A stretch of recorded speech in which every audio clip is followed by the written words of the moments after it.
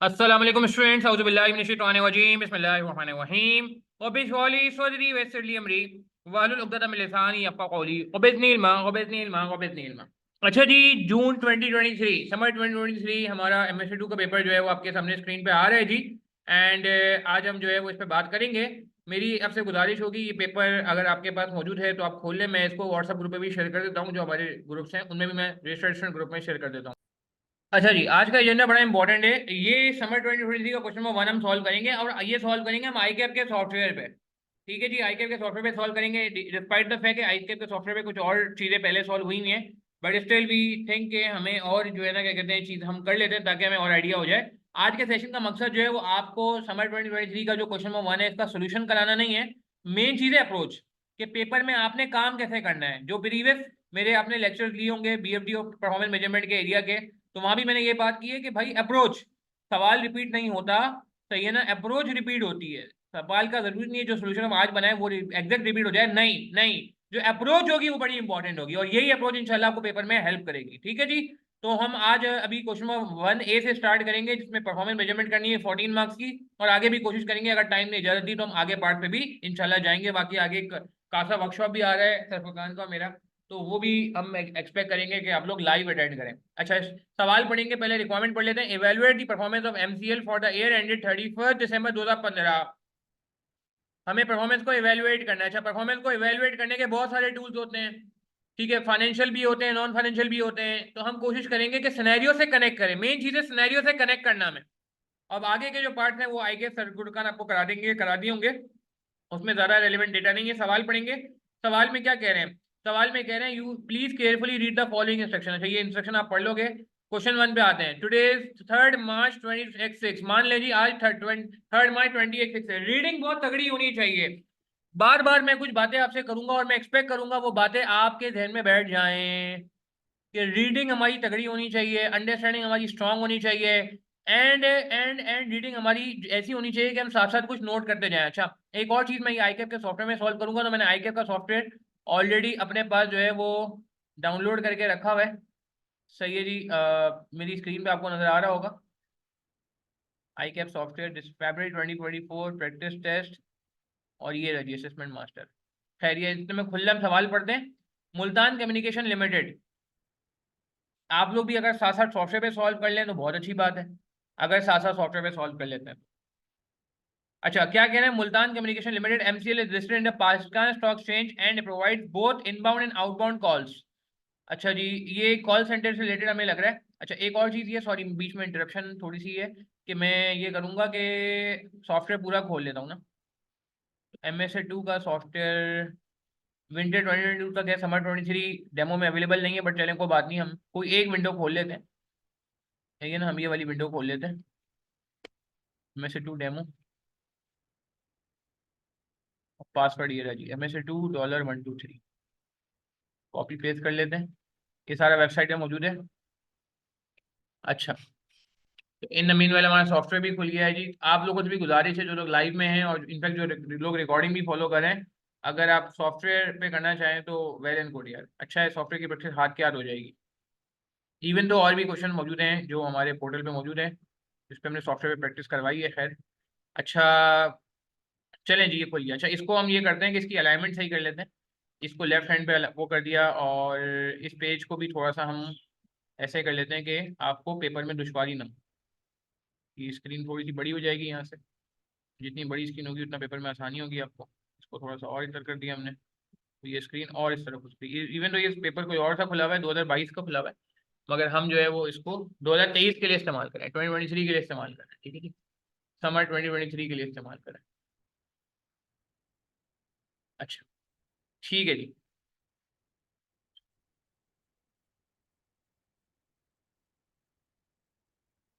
अच्छा, आगे बढ़ते हैं जी, ये थोड़ी सी विंडो को हमने बड़ा कर दिया। अच्छा, क्या कह रहे थे सवाल में? सवाल पे वापस जाएंगे, इसको बंद कर देते हैं। मैं उम्मीद कर रहा हूँ मेरी स्क्रीन आपको बिल्कुल क्लियर विजिबल है।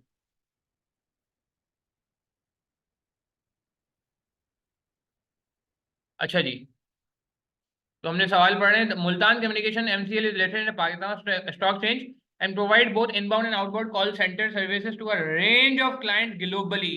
By revenue, 40% of the sales have been to Europe, 50% to USA, and the remainder to various countries throughout Asia. तो हम कुछ बातें अपने पास कहीं नोट भी कर सकते हैं, सिर्फ और सिर्फ अंडरस्टैंडिंग के लिए कि जी 40% आपका जो है वो क्या कहते हैं, अल्लाह भला करे, ये यूरोप में, 50% यूएसए में, सिर्फ सिनेरियो में इन्वॉल्व होने के लिए कॉल सेंटर में हम, ताकि हम जब फिर बातें जो सोचेंगे वो कॉल सेंटर से रिलेटेड सोचेंगे, वो फिर हम प्रोडक्शन या इन्वेंट्री वाले बंदे के एंगल से नहीं सोचेंगे, वो फिर हम इसके एंगल से सोचेंगे कि कॉल सेंटर वाला बंदा जो है वो किस तरह सोचेगा, कैसे अपनी परफॉर्मेंस को इवेल्युएट करेगा, कैसे अपनी परफॉर्मेंस को बेहतर करेगा।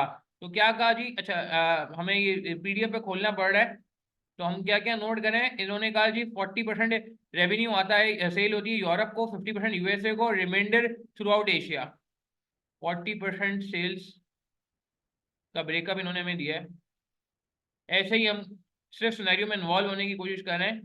50% यूएसए, थोड़ा टाइम लगता है इसमें, मगर ये कि चीज़ें ग्रिप में आनी शुरू हो जाती हैं और सिनेरियो पढ़ने में मज़ा भी आने लगता है फिर आपको। एंड 10% जो है वो एशिया। अच्छा आगे बढ़ते हैं, आगे कह रहे हैं all the call center located in and around Multan in the Punjab region which with new call center recently open in Bahawalpur, Khanewal and Muzaffargarh. सब एरिया पंजाब का लग रहा है। MCL historically leads call center space but owns the technology used in the center to facilitate calling। ठीक है जी, वो कह रहे हैं जी ये हम जो है अब कॉल सेंटर की जो स्पेस है वो रेंटल है, मगर जो इक्विपमेंट है वो हमारा है। अच्छा वॉइस ऑन करने का तरीका, 1 मिनट रुके मैं बताता हूँ। तो हम क्या बात कर रहे थे, आउटबाउंड कॉलिंग सर्विसेज में include for example telephone advertising campaigns, gathering customer feedback and product recalls. Inbound calling services may include, for example, providing after sale services, contract for the client customer or pre sale product inquiries। देखिए जी, inbound का मतलब होता है हमारे पास call आ रही है, outbound का मतलब होता है कॉल हमारे पास से जा रही है। जो आपको कॉलें करते हैं, आपको भी शायद कॉल आती होगी कि जी छोटा सा कॉल ही ले लीजिए, फला जगह इन्वेस्टमेंट कर लीजिए, तो ये आउटबाउंड कॉलिंग कर रहे हैं वो लोग खुद से कॉल कर रहे हैं, आउटगोइंग कॉलिंग कर रहे हैं। और इनबाउंड कॉलिंग का मतलब है कि इनकमिंग कॉल के कस्टमर पूछ रहे हैं भाई मेरी कंप्लेन का क्या हुआ, कस्टमर पूछ रहे हैं कि मैंने वारंटी में दिया था उसका क्या हुआ, कस्टमर पूछ रहे हैं कि भाई वो मुझे पीआरसी में एग्जामिनेशन मिलेगी नहीं मिलेगी, आईकैप की एग्जांपल लें तो इनबाउंड कॉल का मतलब है जो स्टूडेंट कॉल कर रहा है आईकैप से जो है वो सर्विस लेने के लिए, पूछने के लिए कि भाई मुझे जो है ना मेरे मसले का क्या हुआ, या मैं किसी स्टार्ट करना चाहता हूँ। और आउटबाउंड का मतलब है आईकैप खुद कॉल कर रहा हो स्टूडेंट्स को कि भैया आप जो है वो कार्ड कलेक्ट कर लो, या जो भी है मतलब XYZ कोई चेंजेस आई हैं तो इस तरह की कोई चीज़ है। अच्छा आगे बढ़ते हैं, आगे क्या कह रहे हैं। Inbound calling services may include, for example, providing after sale contract for the client customer और pre sales customer product inquiries। तो दोनों पे काम हो रहा है जी, इनबाउंड पे भी काम हो रहा है और आउटबाउंड को भी काम हो रहा है। अच्छा आगे बढ़ते हैं, आगे क्या कह रहे हैं, आगे हमसे कह रहे हैं, 1 मिनट यार, हाँ आगे हमसे कह रहे हैं कि MCL utilizes state of the art system to navigate its call operatives through list of question. अच्छा ये हम कहीं नोट कर लेते हैं कि हमारे पास इनबाउंड कॉल्स भी होती हैं। एक तो हमने कहा कि पंजाब में लोकेटेड है call centres,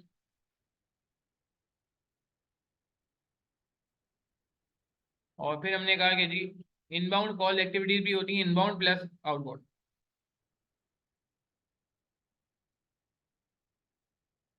both types of calls. ठीक है जी।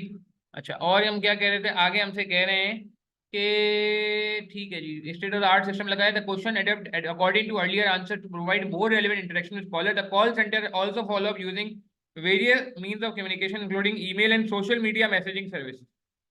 अदर मोड ऑफ कम्युनिकेशन भी हैं, सोशल मीडिया के थ्रू भी होता है और ईमेल के थ्रू भी होता है। ठीक है, ये भी जो है ना इनके उसमें खास बात है। ठीक है जी।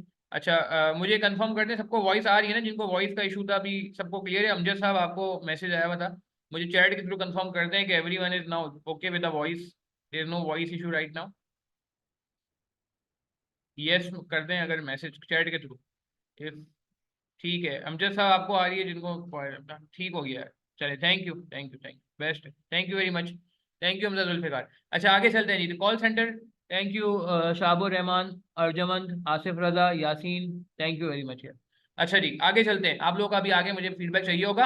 आगे क्या कह रहे हैं हमसे, including email and social media services should follow up be required. All call use VoIP, voice over internet protocol to manage call cost. The business is therefore heavily reliant on the availability and consistency of the internet। Internet की बहुत जरूरत है, जो कि हमारे मुल्क में अल्लाह माफ करे हर थोड़े टाइम बाद कुछ ना कुछ वजूहत की बिना पे खराब हो जाता है ना, कभी केबल जो है वो शार्क केबल को काट देती है, और कभी हम खुद जो है शार्क को बुला के केबल कटवा लेते हैं कि यार अभी हमें जरूरत है, आप ये काम करें, केबल को काट दें। खैर, अल्लाह माफ करे, आगे चलते हैं। That said outages have been incredibly rare for the business, with reliable fiber broadband being common in the region. The state-of-the-art operational system also gathered a significant amount of data to support extensive and detailed reporting to client. The CRS, client reporting system, produces tailored report for client and is capable of profiling callers not only by their call responses but by linking those responses to other data sources found on client system and social media platform among other। देखें जी, वो data का game है आजकल, तो इन्होंने क्या किया कि रिपोर्ट्स निकालते हैं और फिर वो डेटा एक तरह यूज नहीं होता, डिफरेंट तरीके से यूज होता है और लिंकिंग की जाती है, जैसे कि प्रैक्टिकली सोशल मीडिया कंपनीज कर रही होती हैं। This help client with decision making and target marketing campaignings. The MCL has been approached by one of its major client who has offered to purchase this information not just from its own camping but also from the camping of others in the industry। ये कुछ ethics का सवाल आएगा कि वो किसी और का डेटा आपसे मांग रहे हैं, क्या आपको दे देना चाहिए या नहीं देना चाहिए, ये एथिक का सवाल आगे जाके आएगा, वो आप देख लेंगे। Do help its product planning and approach to marketing. अच्छा, एमसीएल फाइनेंशियल परफॉर्मेंस, ये बड़ा इंपॉर्टेंट है यार, प्लीज ये पैराग्राफ बहुत क्रूशियल है। ये नहीं समझिएगा कि बस वो काम का पैराग्राफ जो है ए पार्ट के लिए ऊपर गुजर गया, नहीं, ये पैराग्राफ बड़ा क्रूशियल है। एमसीएल फाइनेंशियल परफॉर्मेंस की बात हो रही है। Has been improving in recent years using appendix 1। Appendix 1 में देख ले, प्रॉफिट ठीक ठाक तगड़े बढ़ रहे हैं। पहले प्रॉफिट 1634 हुआ करता, सॉरी, पहले प्रॉफिट 474 मिलियन हुआ करता था, 47 करोड़ 40 लाख, और अब ये प्रॉफिट हो गया माशाल्लाह 4 टाइम्स के करीब, 16.1634 मिलियन, 474 मिलियन से 1634 मिलियन हो गया, 3 पॉइंट समथिंग टाइम्स बढ़ गया ये। ठीक है, तो क्या हुआ है, ये सारी इन्होंने कहानी सारी बताई भी आगे, और अपेंडिक्स 2 में भी इस तरह की कोई बातें की हुई हैं। तो परफॉर्मेंस तो बहुत तगड़ी इंप्रूव हुई है भाई, ये कह रहे हैं कि हमारी ठीक ठाक इंप्रूव हुई है। कहाँ गया जी, ये रहा। But foreign exchanges have contributed significantly to this. हमें ही पता है हमारे मुल्क में जो करेंसी की हालत हुई है पिछले सालों में, आपको पता है करेंसी ऑलमोस्ट डबल के आसपास, डबल तो नहीं कहना चाहिए मगर अच्छा खासा परसेंटेज करेंसी का जंप आया है। तो वो ये कह रहे हैं भाई करेंसी का भी इसमें जो है ना कंट्रीब्यूशन है। अच्छा, ये हमें फायदा क्यों हो गया, कोई बता सकता है why we have gained from deterioration of our currency? अगर हमारी करेंसी खराब हुई है, डॉलर महंगा हो गया है, तो इससे इनके कॉल सेंटर बिजनेस को फायदा कैसे हो गया? हर बंदा तो रो रहा है कि जी करेंसी की वजह से हमें नुकसान हो गया, इनको कैसे फायदा हो गया? सनेरियो से कनेक्ट करना होगा, पार्टिसिपेट करें चैट के थ्रू। ये बात हमें करनी है, पता है आपको, ये बात हमें करनी है सोल्यूशन में, इसलिए मैं चाह रहा हूँ अभी आप पार्टिसिपेट करो। सही है शाहबुर रहमान, बहुत अच्छी बात की। मे बी नहीं, you should be confident Shahab, आप बिल्कुल कॉन्फिडेंट होने चाहिए कि बिल्कुल जी ऐसा हुआ है। बिल्कुल सही है यासीन, आपने सही बात की, सिनेरियो से कनेक्ट करेंगे। अर्जमन बिल्कुल सही है, मगर अर्जमन मुझे आपके जवाब में ना जनरल फीलिंग आ रही है, मुझे आपके सवाल में जवाब में स्पेसिफिक फीलिंग नहीं आ रही है। देखिए चैट के थ्रू ना मुझे आपका माइंड रीड करने का मौका मिल रहा है। ये वो गलती है जो आप पेपर में कर रहे हैं। अगर आप लिखेंगे ड्यू टू एक्सपोर्ट, तो एक्सपोर्ट का तो ना एक दफा भी सवाल में नहीं आया। आप मेरी बात समझ रहे हैं? एक्सपोर्ट का वर्ड तो अर्जमन एक दफा भी सवाल में नहीं आया। तो एक्सपोर्ट कहना मैं समझता हूँ सवाल से कनेक्ट नहीं हो रहा, एग्जामिनर को लगेगा हमको रटा रटाया कोई सवाल देख के आ गए। और शाहबुर रहमान आपने जो बात की, may be invoice in foreign currency, may be नहीं, you should be confident. Yasin आपने बहुत अच्छी बात की, sale to Europe USA, very good point Yasin, that's a specific point. Saifullah बिल्कुल सही है, एक्सपोर्ट प्रीसीड इंक्रीज हुई है, मगर सैफुल्ला एक्सपोर्ट का वर्ड यहाँ आया नहीं है यार। यहाँ मैं चाहूंगा स्पेसिफिक रहे, सिनेरियो से स्पेसिफिक रहे। ये क्या नाम है आपका, Hamza Zulfikar, export sales, again देखो एक्सपोर्ट का वर्ड यहाँ पे आया नहीं है। मैं मानता हूँ, मैं मना नहीं कर रहा, एक्सपोर्ट गलत वर्ड है, मैं चाह रहा हूँ सिनेरियो से कनेक्ट करो, जैसे इसलिए कनेक्ट किया यासीन ने। यासीन ने बहुत अच्छी बात की कि भाई आप यूरोप यूएसए को सेल करो, 90% आपका पैसा बाहर से आ रहा है, आपने इनवॉइस बाहर की होगी। बिल्कुल सही है फराज शाहिद अल्लाह वाला के client charge in forex rate. Bilal बिल्कुल सही है, फॉरेन सर्विस है, एलेबोरेट करना पड़ेगा। अबू बकर ने बहुत अच्छी बात की, अर्निंग्स इन यूएसडी, एक्सपेंसेस इन पाकिस्तान, ये आगे बात आ रही है। अच्छा, और क्या कहा जी, 90% sale to USA and Europe, बिल्कुल सही हमजा जुल्फिकार के, हम जब उनको इनवॉइस करेंगे तो जब वो पाकिस्तान, जब वो पे करेंगे तो फॉरेन करेंसी के में हमें पेमेंट मिलेगी, जब फॉरेन करेंसी की पेमेंट मिलेगी तो जब पीकेआर में कन्वर्ट करेंगे तो हमें फायदा होगा। बिल्कुल सही है Arjuman, you are now you are right. Aware due to 50% sale to Europe and 40% USA we receive more payment, बिल्कुल सही कहा आपने। बिया बिल्कुल सही है, फॉरेन सर्विसेज आपने कहा, बिल्कुल सही है। तो आप मेरा पॉइंट समझ रहे हैं? तो ये बातें हमें थोड़ा स्पेसिफिक करनी होगी, मैं बहुत इजी लेवल से स्टार्ट कर रहा हूँ ताकि हम आहिस्ता आहिस्ता अपने आप को अलाइन करते जाएं। अच्छा, आगे बढ़ेंगे। आगे कह रहे हैं जी, client are invoice in their domestic currency but all cost are denominated in Pakistan rupee. आगे देखो उसने लिख भी दिया, ये लाइन नहीं भी लिखी होती तो भी ऑब्वियस है कि आप बाहर किसी को कस्टमर सर्विस दोगे, अगर आप फ्रीलांसिंग का काम करोगे यहाँ बैठ के, आपने बोला जी फर्म में मुझे बहुत टाइम मिल जाता है मैं फ्रीलांसिंग करूंगा, तो फ्रीलांसिंग से जो आपको पैसे मिलेंगे वो किस में मिलेंगे, यूएसडी में मिलेंगे।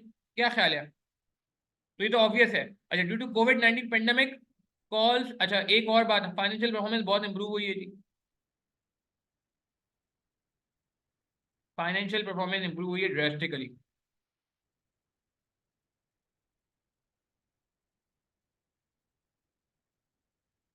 मैंने कहा ना, देखो सोल्यूशन का मसला नहीं है, सोल्यूशन तो आप आई के सोल्यूशन से भी देख के बना लोगे।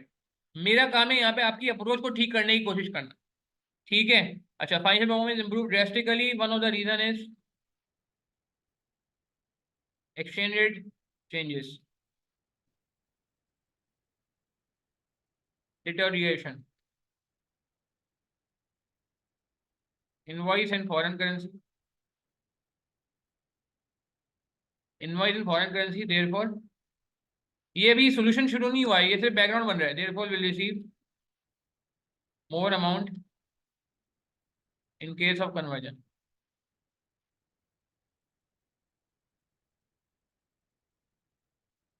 ठीक है जी, बात समझ आ रही है। अच्छा आगे बढ़ते हैं। आगे कह रहे हैं पेंडेमिक में क्या हुआ, call volume have significantly increase as many face to face interaction have transfer to telephone.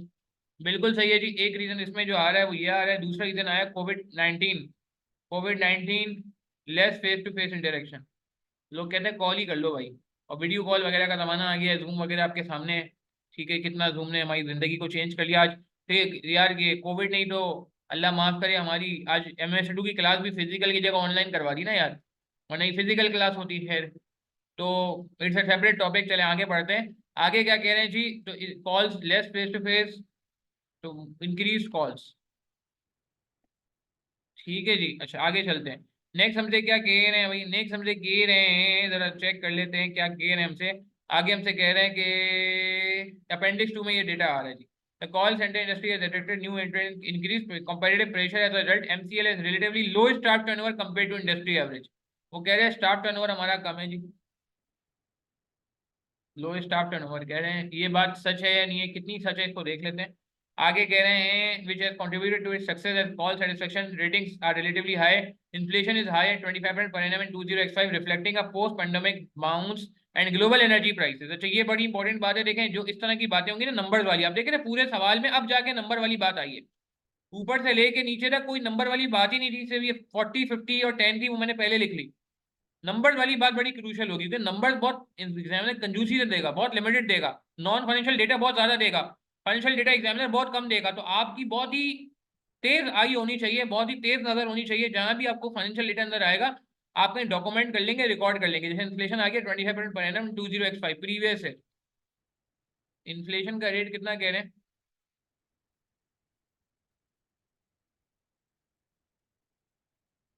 20x5 last year है, क्योंकि हम 20x6 में खड़े हुए ना। अच्छा आगे चलते हैं। आगे क्या कह रहे हैं, आगे कह रहे हैं the finance function has within it a separate treasury function that is currently treated as a profit centre. Treasury function charges other group functions for its services and is incentivised financially through a generous bonus scheme to make a profit. Treasury function staff have earned significant bonuses in recent times. The treasury function is responsible for interest rate and foreign exchange risk management, liquidity management and long term capital structure। ठीक है जी, ऐसा ही होता है, कोई नई बात नहीं है। MCL internal audit function report to head of finance Rayaz Malik, the head of internal audit, recently raised a concern with the level of risk that the treasury financial function potentially exposes to the wider group to the ensuing discussion is noted in appendix 3। ये आपको आगे दूसरे related है। MCL is planning to divide its tax strategy in the context of recent acquisition as explained in appendix 4। Tax का सवाल आप appendix 4 के लिए करेंगे। हम अभी पहला पार्ट करने जा रहे हैं, evaluate the performance of MCL for the year ended 31 December 20x5। अच्छा परफॉर्मेंस मेजरमेंट के लिए हम क्या क्या करते हैं, appendix 1 और 2 बहुत इंपॉर्टेंट होंगे। मैं आप लोगों से पूछना चाह रहा हूँ कैसे स्टार्ट करें। प्लीज यार थोड़ा पार्टिसिपेट करें। देखिए मैं तो अभी करवा दूंगा, मगर मैं आपका माइंड रीड करना चाह रहा हूँ। जरा चैट के थ्रू मुझे बताइए ना, जरा आप लोगों के दिन में क्या क्या आ रहा है, परफॉर्मेंस को इवेल्युएट करने के लिए क्या क्या किया जाए। सोचें, जवाब दें। हाँ सोचें, शाबाश। रेशो कैलकुलेशन होगी, बिल्कुल सही कहा भैया। कौन कौन से रेशो कैलकुलेट होंगे? अच्छा ट्रेडिशनल रेशो के अलावा इसमें एक दो एक्स्ट्रा काम करने हैं जो मैं कहूँगा बहुत इंपॉर्टेंट है, स्पेसिफिक टू क्वेश्चन है। आप बोलेंगे सर ये हमने पास में कभी ऐसा किया नहीं है, बिल्कुल सही बात है। हो सकता है कुछ एक दो बातें मैं आपसे ऐसी करूँ जो आपने पास में कभी नहीं की होंगी, मगर जैसे मैंने थोड़ी देर पहले कहा था कि आपको सिनेरियो में इन्वॉल्व होना है, अपने सिनेरियो से अलाइन होना है, अपने सिनेरियो से आइसोलेटेड नहीं चलना है। आपने सिनेरियो के हिसाब से बात करनी है। मेरी बात समझ आ रही? ठीक है। तो रेवेन्यू के बिल्कुल सही है, रेवेन्यू को देखना है। और रेशियो कौन कौन से निकालने जाएंगे, ये भी तो सवाल है। रेशियो तो निकाल लेंगे, मसला नहीं, बचपन से निकालते आ रहे हैं, अब तो माशाल्लाह क्वालिफिकेशन के करीब आ गए। रेशियो तो निकाल लेंगे, कौन कौन से रेशियो। अच्छा एक काम करें, मैं आप लोगों को ना दो 2-4 मिनट दे रहा हूँ। जो लोग रिकॉर्डिंग से रेफर करेंगे उनसे भी गुजारिश है और लाइव वालों से भी गुजारिश है। यार ये आपके सामने डेटा मौजूद है सारा, है ना आपके सामने मौजूद, ये स्क्रीन पे ये सारा डेटा मौजूद है। तो जरा इस डेटा को देखते हुए आप जो आपके दिन में रेशियो आ रहे हैं जरा निकालने की कोशिश करें ना। थोड़ा छोटा कर रहा हूँ, सिर्फ अभी इसी को देख लें। चलें, एक्सचेंज रेट का भी डेटा मुझे देना है आपको। मैंने स्क्रीन थोड़ी छोटी कर दी है ताकि आपको प्रॉब्लम ना हो। 2 सालों का डेटा है, सिर्फ इस डेटा को देखते हुए। ये 20, ये करंट ईयर है और ये लास्ट ईयर है। मैं आप लोगों से चाहूंगा सिर्फ इस डेटा को देखते हुए आपके दिन में क्या आ रहा है। कॉर्पोरेट टैक्स 29% है और सुपर टैक्स भी लग रहा है 4%। सिर्फ इसको देखते हुए मुझे बता दें कौन कौन से रेशो। प्लीज अपने रजिस्टर में कहीं नोट करते जाएं या अपने सॉफ्टवेयर में नोट कर जाए, सॉफ्टवेयर भी ओपन कर लें क्योंकि हम ये सॉफ्टवेयर में सॉल्व करेंगे। प्लीज यार जरा जल्दी से आप अपना जहन लगाएं, 3-4 मिनट में आपको दे रहा हूँ। जो रेशो जो वर्किंग आपके जहन में आती है आप कर लें। मेजर कंट्रीब्यूशन इसका होगा। 5 मिनट ले लें, चलें 5 मिनट ले लें। नाम लिखें और कुछ रेशो निकाल के लिख भी दें। मैं चाह रहा हूँ आप इस सिनेरियो में क्या करेंगे। ट्रेडिशनल बातें तो आप कर लोगे, मैं स्पेसिफिक चीज पे ले जाना चाह रहा हूँ कि यार ये 2 बातें इतनी इंपॉर्टेंट है, इन 2 बातों को आप इसके साथ कैसे अलाइन करोगे ये मैं देखना चाह रहा हूँ। मैं तो बता ही दूंगा, जरा 5 मिनट आप खुद से तो लगाओ ना जरा यार प्लीज, जल्दी से लगाओ। मैं रिकॉर्डिंग पॉज कर रहा हूँ, जो लोग लाइव रिकॉर्डिंग से रेफर करेंगे उनको भी गुजारिश है और लाइव वालों से भी गुजारिश है। मैं रिकॉर्डिंग पॉज करके 5 मिनट आपको दे रहा हूँ, जो टाइम स्टार्ट ना हो जल्दी से स्टार्ट करें, फिर मैं आता हूँ। अच्छा जी, बहुत सारी बातें कमेंट्स के थ्रू आ रही हैं, चैट के थ्रू आ रही हैं, and that's good, that's good. काफ़ी सारी बातें बहुत रेलिवेंट हैं, एंड मैं उम्मीद कर रहा हूँ अभी काफ़ी सारा टाइम मैंने दे दिया है। अब मैं ज़रा बात करता हूँ। अच्छा एक बात पहले ऊपर से चलते हैं, रेवेन्यू बढ़ रहा है कम हो रहा है? कोई मुझे परसेंटेज चेंज बता सकता है, रेवेन्यू में कितना परसेंट चेंज आ रहा है? हाँ अब हम परफॉर्मेंस मेजरमेंट पे जा रहे हैं, कमेंट पे जा रहे हैं। सबसे पहला पॉइंट ये, रेवेन्यू इंक्रीज हो रहा है, कितने परसेंट इंक्रीज हो रहा है?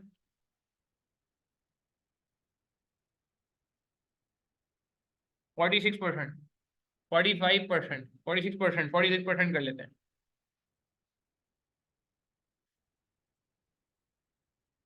इन 20x6 which shows significant jump over last year। ठीक है जी, पिछले मिसाल के मुकाबले में वाकई में ये सिग्निफिकेंट जंप है। However,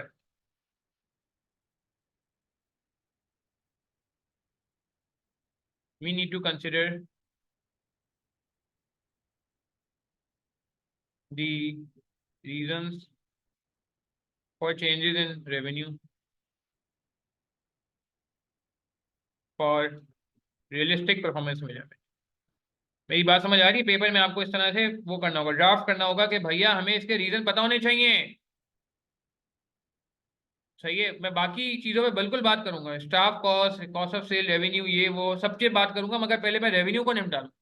ये रेवेन्यू में बहुत सारी बातें हैं। जब 46% बढ़ रहा है, मगर आप मुझे बताएं चेंजेस क्या क्या है। हाँ, रेवेन्यू में चेंजेस किस वजह से आ रहा है, किस वजह से चेंजेस आ रही है रेवेन्यू में? अच्छा एक चीज और ध्यान में रख लेते हैं कि वॉल्यूम इफेक्ट कितना है, वॉल्यूम इफेक्ट कितना है?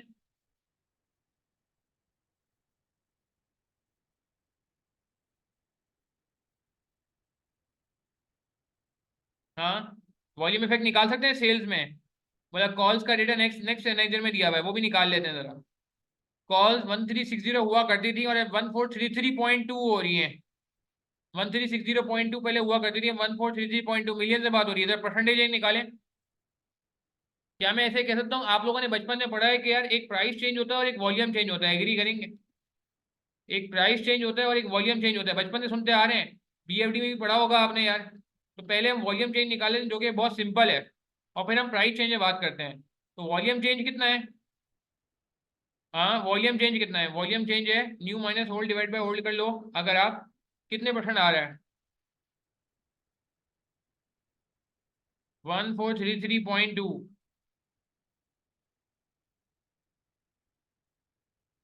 Divide by 1360.2।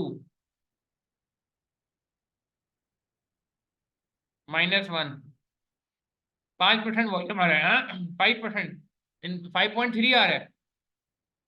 एग्जैक्ट बताएं भैया, 5.3 के आगे क्या है? 5.3 एग्जैक्ट है? हाँ सैफुल्ला 5.3 एग्जैक्ट है। 5.366 आ रहा है, 5.4 कर लें, 5.4 कर लें। ठीक है, वॉल्यूम जो है वो कितना है? 5.4% है। तो बाकी जो चेंज है वो वाइल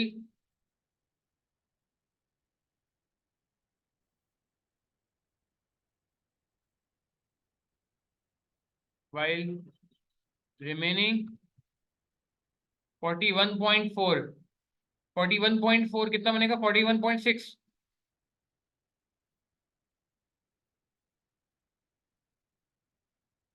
एग्री करते हैं?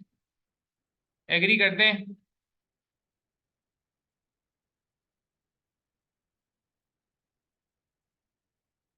ठीक है ना, तोड़ रहे हैं, माइक्रो लेवल पे लेके जा रहे हैं। while remaining 41.6% change is due to selling price. अच्छा अब बात ये कि आपने महंगा किया है, नहीं। अब सेलिंग प्राइस में चेंज क्यों आया है, जरा गौर से देखिएगा। एक तो इन्फ्लेशन हुआ है, इन्फ्लेशन हुआ है एक तो।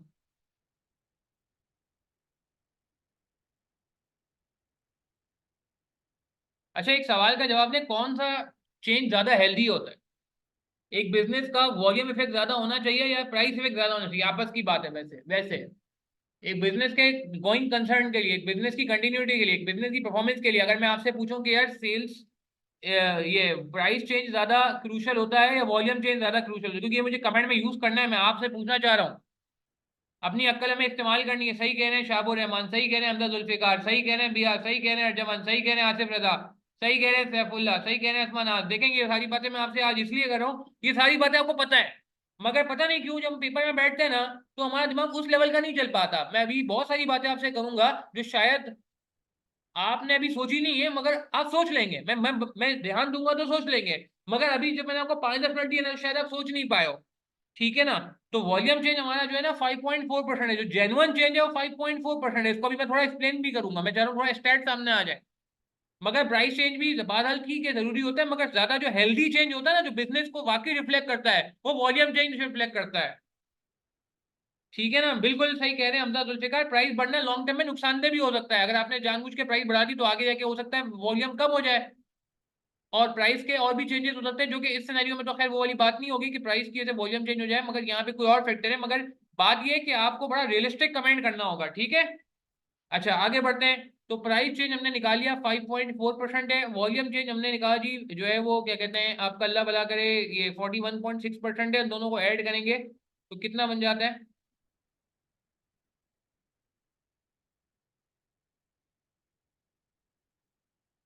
ये फॉर्मूले कुछ गलत लग जाते हैं, इसमें तो गड़बड़ हो जाती है। 47, सॉरी 40.4 है, ये 40.6 है, ये मैंने कुछ डायरेक्ट की थी 40.6%। खैर अच्छा, अब मैं क्या कह रहा था भैया, मैं ये कह रहा था आपसे।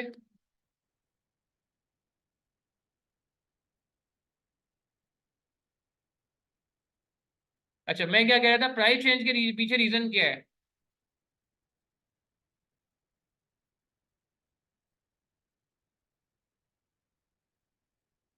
क्योंकि उसके बगैर हम परफॉर्मेंस इवेलुएट नहीं कर सकेंगे। एक तो 25% इन्फ्लेशन, एग्री करेंगे? 25% तो स्ट्रेट इन्फ्लेशन आ गया, मुल्क में महंगाई हुई है। तो यार जब सब चीजें महंगी हो रही है तो आप ऑलरेडी बढ़ा दोगे ना यार। कहाँ लिखा हुआ है 25% इन्फ्लेशन? कहीं पढ़ा था हमने? वो मैंने कहा था कहीं नोट भी कर लेना, ये देखो ये लिखा हुआ inflation is high 25% per annum. मैंने कहा ना नंबर वाली फिगर बहुत कम आ रही है, इसको कहीं हमने नोट भी किया था, ये देखो ये लिखा हुआ। तो 25% चेंज तो इसे यहीं से आ गया। ठीक है। अच्छा और एक्सचेंज रेट चेंजेस भी हुई हैं। एक्सचेंज रेट चेंजेस कितने परसेंट है? एक्सचेंज रेट चेंजेस कितने परसेंट है ये हम कैलकुलेट कर सकते हैं। ये देखिएगा, ये बड़ी इंपॉर्टेंट वर्किंग है। अगेन मैं वापस रिपीट कर रहा हूँ, देखिए रेवेन्यू पे मेरा कमेंट कंप्लीट नहीं होगा जब तक मैं माइक्रो लेवल पे ना चले आऊँ। मेरे पास रेवेन्यू का ठीक ठाक डेटा अवेलेबल है। मैं डायरेक्ट जम नहीं करूंगा, मुझे पता है आगे एक्सपेंसेस पे कमेंट करना आसान है, आगे कॉस्ट पे कमेंट करना आसान है, मगर जब तक मेरा रेवेन्यू वाली साइड जो सबसे हेल्दी साइड होती है, किसी बिजनेस के लिए भी हेल्दी होती है, और यहाँ भी बहुत इंफॉर्मेशन दी है, जब तक वो कंप्लीट नहीं करूंगा मैं आगे नहीं बढ़ूंगा। तो अब ये निकालने के लिए जरा गौर से देखिएगा प्लीज यार, इनका मुझे बताएं कि क्या हिसाब किताब है। इनका रेवेन्यू कितना था, क्या कहते हैं, यूएसए से, सॉरी ये यूरोप से, यूएसए से और एशिया से। हमने कहा था जी रेवेन्यू वेटेज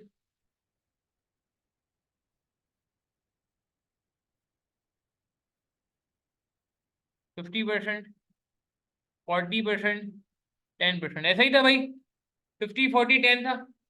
अच्छा अब रेवेन्यू इन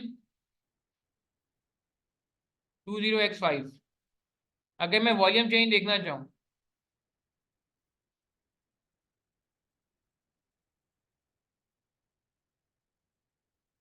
तो रेवेन्यू कितना है टोटल, एक मैं इंसर्ट करना चाह रहा हूँ।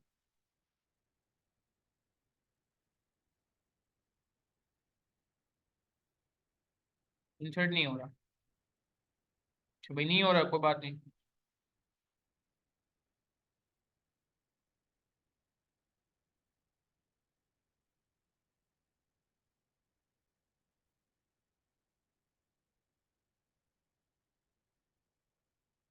ये 100% वेटेज बन गई है। रेवेन्यू 20x5 का कितना था भैया, 324544, 24544 इंपॉर्टेंट है, बात जोर से देखिएगा। ये बड़ी इंपॉर्टेंट वर्किंग होने जा रही है। आप बोलोगे सर ये पेपर में कैसे क्लिक होगी, तो पेपर में क्लिक हो इसीलिए तो मैं आपको बता रहा हूँ, और सिनेरियो स्पेसिफिक रहना है।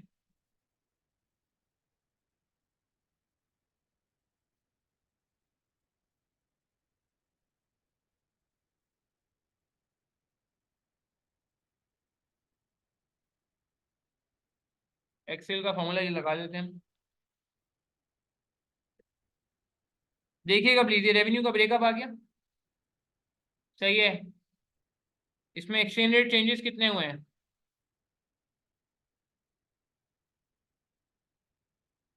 अगर मैं 2005 पे एक्सचेंज रेट चेंजेस लगाऊं, मैं ये देखना चाह रहा हूँ कि 2005 से 2006 जो रेवेन्यू में चेंज आया है, इसमें एक्सचेंज रेट का रोल कितना है, 2004 से 2005 में एक्सचेंज रेट का चेंज कितना है, मैं ये देखना चाह रहा हूँ कि यार अगर सिर्फ और सिर्फ मैं कहूँ कि दुनिया में सिर्फ एक्सचेंज रेट का चेंज होता, कोई प्राइस का चेंज नहीं होता, कोई वॉल्यूम का चेंज नहीं होता, तो मेरा रेवेन्यू कहाँ होता। अगर मैं 24544 को डिवाइड करूँ तो ये रेवेन्यू बन रहा है, ये तीन रेवेन्यू बन रहा है, 50 40 10।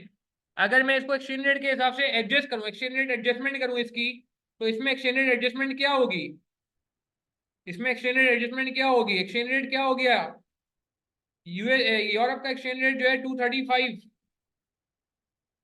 ऐसा ही है। हाँ भाई, अच्छा यूएस का 40 है, वो एक में परसेंटेज गलत तो नहीं ले रहे हम, ये भी देखने की जरूरत है। 50 किसका है, 50 यूएसए का है, 40 यूरोप है, सॉरी गलती हो रही है यहाँ पे, यूरोप 40 है भाई, यूएसए 50 है, यूएसए का ज्यादा है भाई, यूएसए का ज्यादा है। अच्छा यूरोप का रेट देखो भाई, यूरोप का रेट, यूरोप का रेट अभी चल रहा है, लास्ट ईयर चल रहा था 199.8, अब हो गया 235.2। क्या मैं कह रहा हूँ ये एडजस्टमेंट होगा 235.2 अपॉन 199.8। अगर मैं ये कह रहा हूँ कि यार मिसाल के तौर पे मैं अगर ये कह रहा हूँ आपसे कि भैया ये जो है, मैं आपसे ये कह रहा हूँ कि यार क्या कहते हैं सिर्फ यूरो के चेंज होने से रेवेन्यू पे कितना फर्क पड़ जाता पिछले साल के रेवेन्यू पे, तो क्या मैं कह सकता हूँ मुझे ये एडजस्टमेंट करना पड़ेगा, डिवाइड बाय 199.8, तो यूरो में फिगर आ जाएगी इंटू 235.2, ताकि नई फिगर आ जाए, अपडेटेड फिगर आ जाए।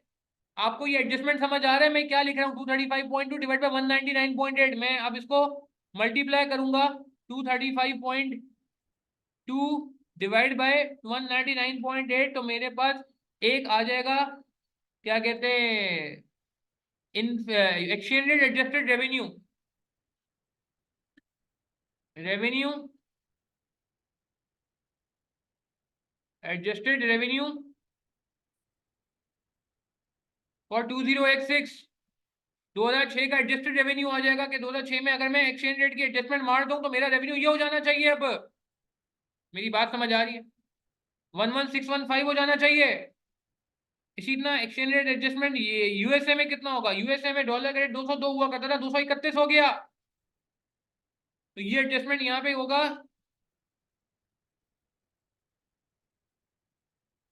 एक मिनट ये ऊपर कर देते हैं। सॉफ्टवेयर की प्रैक्टिस करनी पड़ेगी, देख रहे हैं आपके सामने। 202.1, 231.1।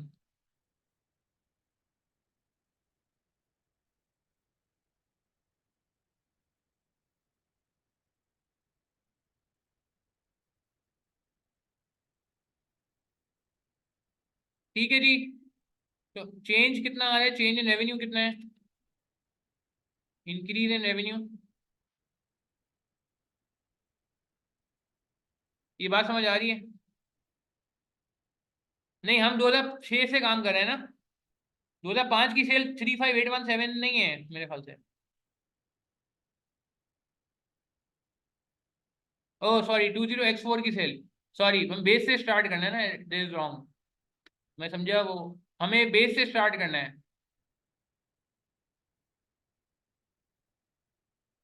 ठीक है, ये 20x4 से लेके जाएंगे ना।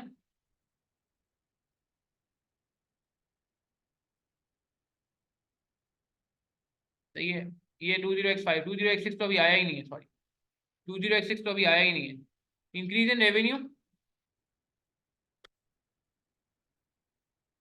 Due to exchange changes.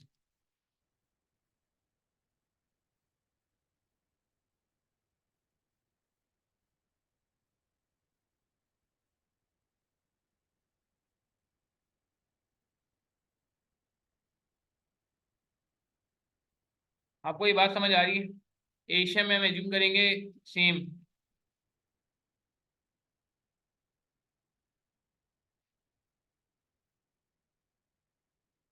ये बात समझ आ रही है कि हम ये कह रहे हैं, एक मिनट इसको थोड़ा मुनासिब कर लेते हैं।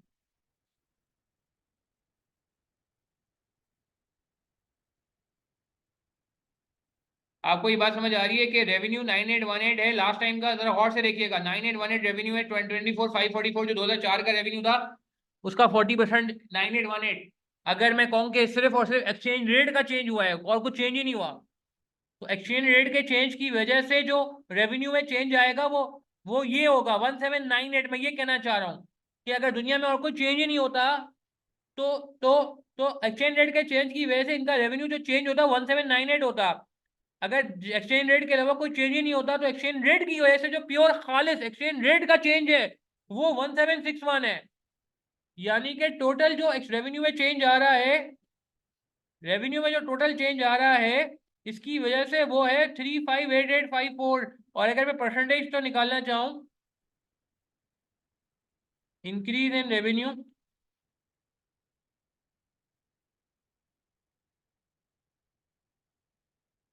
Due to forex,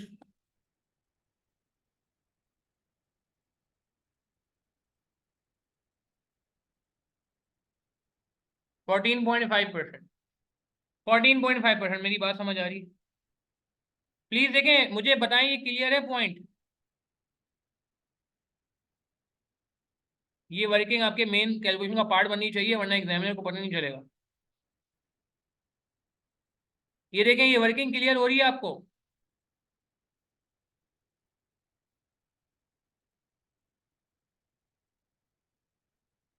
please confirm करें कि हम ये कह रहे हैं कि रेवेन्यू को हमने 40 50 10 में तोड़ा। मैं रिपीट कर रहा हूँ, एक दफा गौर से देखिएगा। मैं वापस रिपीट कर रहा हूँ, हमने रेवेन्यू को तोड़ा पिछले साल के रेवेन्यू को। और हम ये कह रहे हैं कि अगर इस रेवेन्यू में मैं चेंजेस ले आऊं, अगर मैं इस रेवेन्यू में चेंजेस ले आऊं, ठीक है, कि सिर्फ एक्सचेंज रेट की चेंजेस देखना चाहूँ कितनी है, तो एक्सचेंज रेट की चेंजेस आपके सामने आ गई कि एक्सचेंज रेट जो चेंज हो रहा है वो 235.2 हो गया, पहले 199 था। तो हम ये कह रहे हैं कि एक्सचेंज रेट की वजह से जो चेंजेस आई हैं वो आपके सामने हैं। वो यूरोप वाले रेवेन्यू में 1798 है, अगर मैं टोटल देखा इसका इफेक्ट। यूएस वाले में 1761 है, और ओवरऑल देखा जाए तो 14.5 है। ओवरऑल 14.5 है, ये देख रहे हैं आप? ये भी कर सकते हैं, ये भी कर सकते हैं, वो करके आप डायरेक्ट इसको यूएसडी और यूरो में कन्वर्ट करके देख लें, बिल्कुल सही है। तो दोनों अप्रोचेस क्लियर होनी चाहिए। अब इसका परसेंटेज, इसका मतलब ये हुआ, अब मैं एक टेबल बनाना चाह रहा हूँ, जरा और से देखिएगा। क्या मैं कह सकता हूँ कि फॉरेन एक्सचेंज रेट चेंजेस 14.5% है, मैंने वर्किंग कर ली, और अदर चेंजेस जरा माइनस करके देखें कुछ आ रहा है?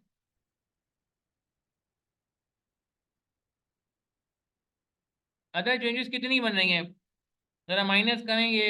40.5 -25 -14.5, कितने परसेंट बन रहा है? अदर चेंजेस का कोई इफेक्ट आ रहा है? 1%। 1%। तो अब आप मुझे बताएं, अब आपके सामने दूध का दूध पानी का पानी हो रहा है। क्या मैं ऐसे कह सकता हूँ, जरा गौर से देखिएगा, क्या मैं ऐसे कह सकता हूँ, प्लीज ये बात जरा गौर से देखिएगा, क्या मैं ऐसे कह सकता हूँ कि चेंज इन रेवेन्यू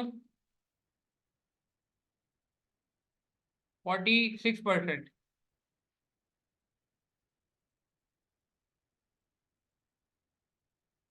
इसमें increase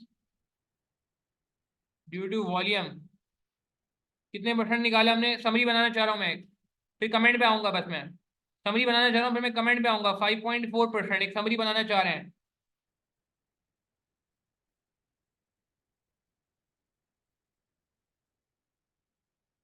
increase due to inflation 25%, increase due to exchange gain, exchange rate 14.5%, and other price change, other price change, price का चेंज है ना भाई। अब आप मुझे बताएं ईमानदारी से, क्या बहुत अच्छे खातिर खौफ फिगर दें?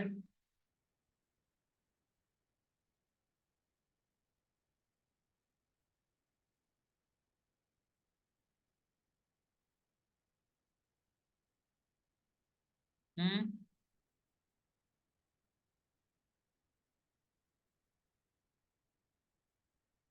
46% आ गया। हाँ जी। अब आप मुझे बताएं जरा प्लीज, कमेंट करने पे आ रहे हैं हम, क्या कमेंट करेंगे? फिर रेवेन्यू से हम बाकी चीजों पे जाते हैं। एक्सचेंज रेट का डिफरेंस हमने बिल्कुल माइनर लेवल पे देख लिया, ये इसलिए देखा क्योंकि यहाँ पे डेटा अवेलेबल था, एक्सचेंज रेट का डेटा अवेलेबल था। आउटबाउंड और इनबाउंड पे भी बात करेंगे। जी, कमेंट क्या होगा?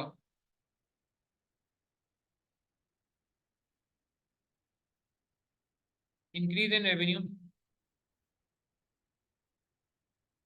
जी बताएं।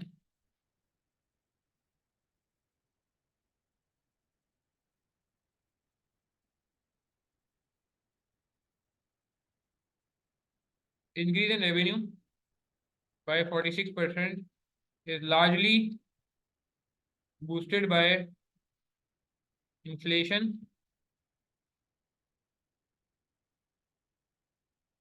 25% and exchange rate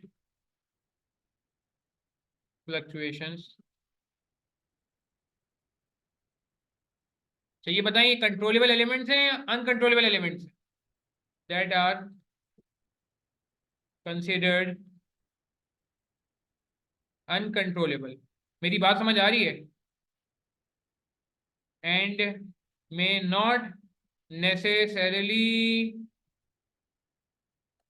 repeat in future with the same percentages।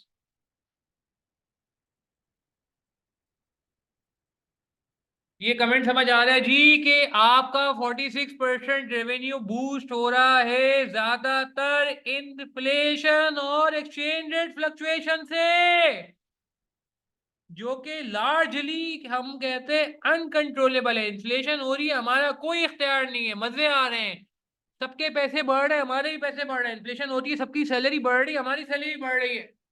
तो भाई को तीर थोड़ी मारा है, आपका इन्फ्लेशन बढ़ा है तो एक्सपेंसेस भी तो बढ़े होंगे यार। रेवेन्यू बढ़ा के हमने कोई तीर थोड़ी मारा है, नीचे अभी देखो कि एक्सपेंसेस ही बढ़ जाएंगे यार। मेरी बात समझ आ रही है? एक्सचेंज रेट फ्लक्चुएशन को तीर नहीं मारा, ये तो मुल्क के हालात थे, मुल्क जो भी गवर्नमेंट की नाअहली थी, जो भी था, तो भाई ये कोई तीर थोड़ी मारा है हमने। हम कह रहे हैं चौड़े हो रहे हैं, मार्केटिंग टीम ने कहा जी हमने 46% ग्रोथ अचीव की है, लाओ मेरा बोनस। हम कहेंगे रुक जाएं, हम कहेंगे भाई रुक जाएं, आपने क्या अचीव किया? आपने कुछ अचीव नहीं किया। उन्होंने कहा क्या बात करें? हमने कहा यार आपने सिर्फ और सिर्फ जेन्युइन जो इंक्रीज किया है ना वो 5.4 है, जो आपकी परफॉर्मेंस इंक्रीज हुई है वो 5.4 है। इन्फ्लेशन में आपका कोई अमल दखल नहीं, इसमें 14.5 में आपका कोई अमल दखल नहीं, अदर प्राइस चेंज बहुत इमटेरियल है, असल जो आपका काम हुआ है वो 5.4 से हुआ है। क्या ये कमेंट हम कर सकेंगे पेपर में? अब हाँ, मेरी बात समझ आ रही है? क्या हम ये किस तरह का कमेंट पेपर में कर सकते हैं? ठीक है, genuine increase, genuine increase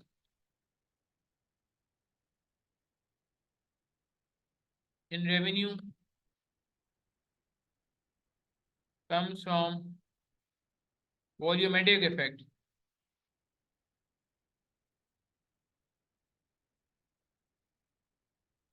which is just कितने परसेंट है? 5.4%, as illustrated through।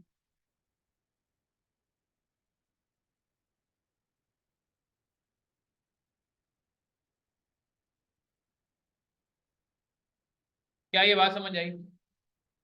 Volumetric effect genuine effect होता है जो कि सिर्फ 4.5% है, 5.4% है। सही है? मेरी बात समझ आ रही है? It means in real terms revenue increase is not very significant, and business का नाम क्या था? बिजनेस का नाम क्या था? And MCL, and MCL is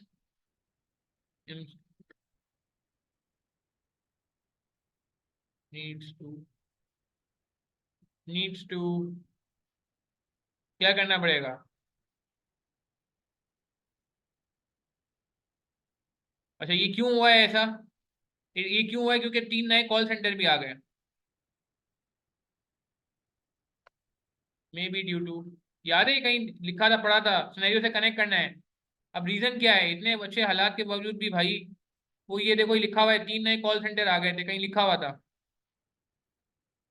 कहाँ गया? The call centre industry attracted new entrants, ये नीचे कहीं आ भी रहा है।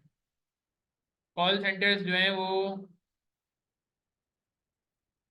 है नहीं, वो हमारे कॉल सेंटर बढ़ गए, मगर इंट्रेंट्स में आ रहे हैं बस। सॉरी, उसमें एग्जैक्ट नंबर नहीं लिखा। It may be due to new entrants. आपको रूम नहीं मिल पा रहा। मेरी बात समझ आ रही है? देखें, ये रेवेन्यू का कमेंट बहुत इंपॉर्टेंट था।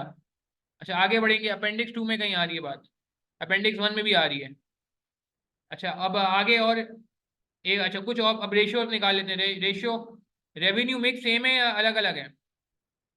रेवेन्यू मिक्स सेम है या अलग अलग है? Revenue mix,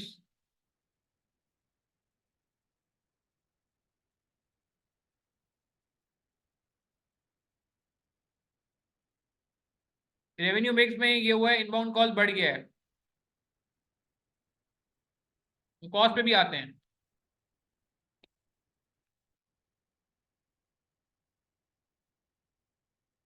there there are malls. अच्छा, एक सवाल है, इनबाउंड कॉल ज्यादा चैलेंजिंग होती है या आउटबाउंड कॉल ज्यादा चैलेंजिंग होती है? मैं आपको 2 ऑप्शन देता हूँ, ऐसे ही देखिए सिनेरियो में इन्वॉल्व होना पड़ेगा वरना समझ ही नहीं आएगी बात। मैं आपको 2 ऑप्शन देता हूँ आपको। आई के आपने बोला जी क्वालिफिकेशन के लिए मैंडेटरी, आपने आर्टिकलशिप की, अब आपको मैंडेटरी कॉल सेंटर ट्रेनिंग करनी है 3 घंटे की। मैंडेटरी है, 3 घंटे बैठना है, ये एक दिन करनी है पूरे 8 घंटे। आप मुझे बताएं कौन सी एक्टिविटी ज्यादा आपके लिए आसान है? इनबाउंड आसान है या आउटबाउंड आसान है? एक आम आदमी के लिए जिसको कुछ नहीं पता या जिसको सब कुछ भी पता है, ज्यादा इजीली प्लान्ड एक्टिविटी कौन सी होती है? इनबाउंड ज्यादा इजी है प्लान करना या आउटबाउंड है? अच्छा शाह, इस पे मैं बात करता हूँ। इजी कौन सी है? इजी बता रहे हैं या मुश्किल बता रहे हैं मुझे आप लोग? हाँ, इजी बता रहे हैं या मुश्किल बता रहे हैं? अच्छा, इजी जो है ना वो सही है अवैस। इजी बताएं, इजी। आउटबाउंड या इनबाउंड, मुझे इजी बताएं। आपको आसान क्या लग रही है, आप कौन सी पे जाएंगे? इनबाउंड आपको ज्यादा आसान लगती है या आउटबाउंड ज्यादा आसान लगेगी? अर्जमन सही है, मैं मुझे भी ऐसा लगता है। अवैस मुझे भी ऐसा लगता है।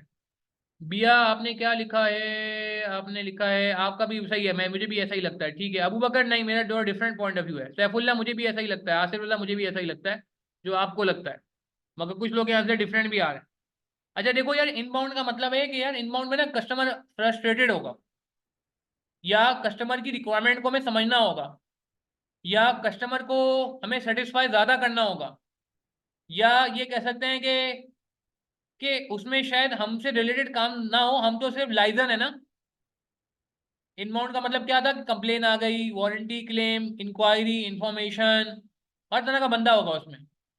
उसको प्लान करना तो डिफिकल्ट है, क्योंकि आपको पता नहीं कि कॉल जो आ रही है वो किस बारे में आ रही है।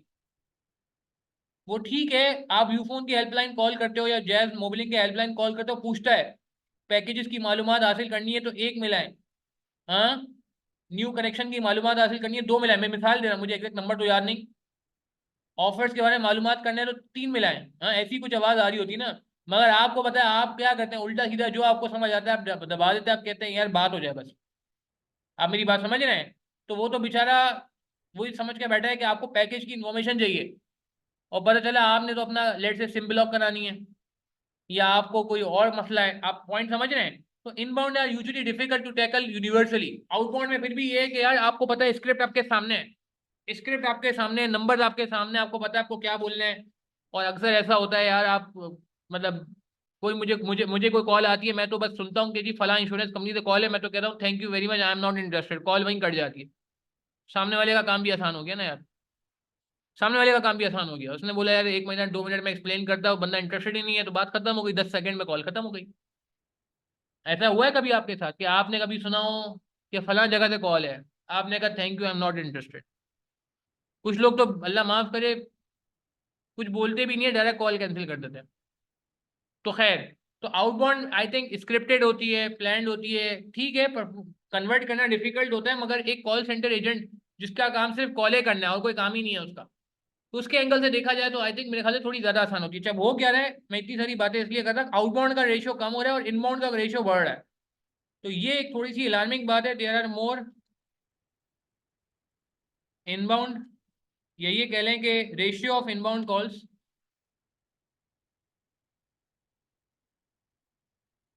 Have increased. अच्छा, ये जरूरी नहीं कि हमारी ऑर्गेनाइजेशन हो, ये हम दूसरे, ये आउटसोर्स हुए होते हैं। यूनिलीवर ने आउटसोर्स किया मिसाल के तौर पे। तो ratio of outbound inbound call have increased in 20x5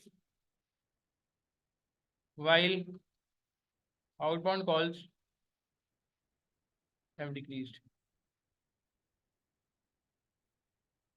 Inbound calls are difficult to plan, therefore MCL may face। देखिए, इंफॉर्मेशन दी है तो यूज तो करनी पड़ेगी ना यार, छोड़ नहीं सकते। मेरी बात समझ आ रही है? इंफॉर्मेशन दी है तो इस्तेमाल तो करनी पड़ेगी ना। सही है ना?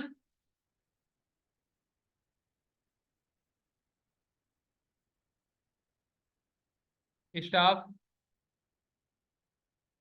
नीड्स टू बी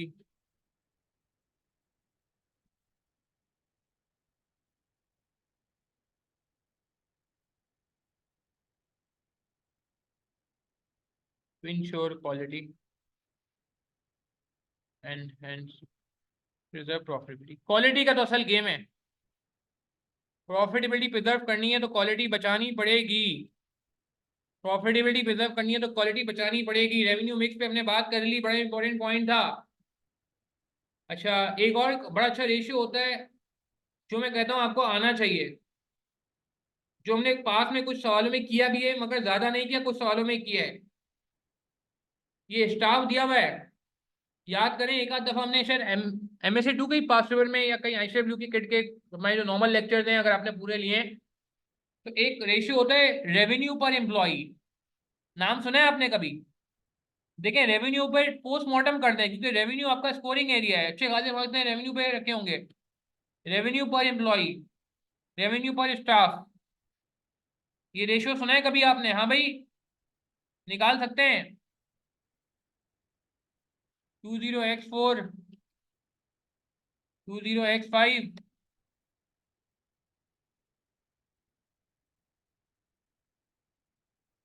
रेवेन्यू हमें पता है, मिलियन में बातें हो रही हैं। 1433.2, 1360.2।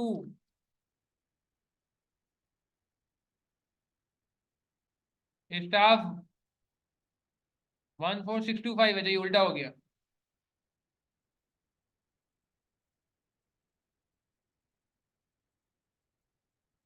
स्टाफ 14625, 12500। मिलियन से बातें हो रही हैं तो इसको मल्टीप्लाई करना पड़ेगा मिलियन से।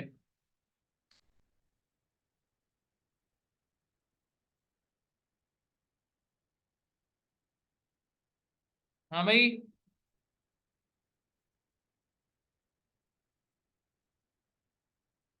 रेवेन्यू चेंज हो गया क्या? गलत ले लिया रेवेन्यू। ओ, कॉल्स ले लिए, सॉरी। अच्छा, कॉल्स पर एम्प्लॉय भी निकाल सकते हैं, ये भी बुरा रेवेन्यू रेशो नहीं है। कॉल्स पर एम्प्लॉय ये वैसे आगे काम आ जाएगा, सॉरी, ये कॉल्स मैंने ले लिया यहाँ पे। ये बात समझ आ रही है? कॉल्स पर एम्प्लॉय ये भी एक रेशो है जो काम आएगा आगे मेरे ख्याल से। हाँ, क्या लग रहा है आपको? इम्प्रूव हुआ है, वर्स हुआ है? इम्प्रूव हुआ है, वर्स हुआ है?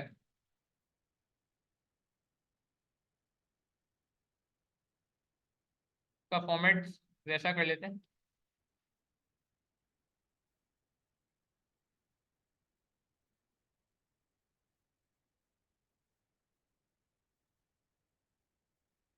कॉल्स पर एम्प्लॉय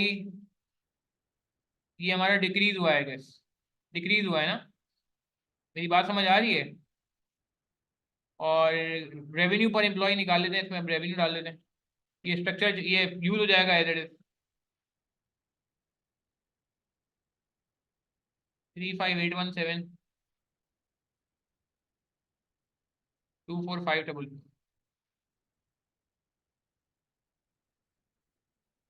अगेन ये बढ़ गया है।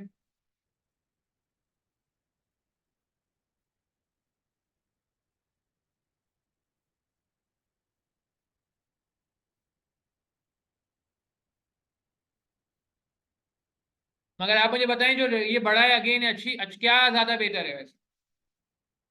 रेवेन्यू पर एम्प्लॉय बढ़ा है मगर कॉल्स पर एम्प्लॉय कम हो गया है, आपका इसमें क्या ख्याल है? Whether it is a good thing और बैड थिंग? क्या कहते हैं आप इस बारे में?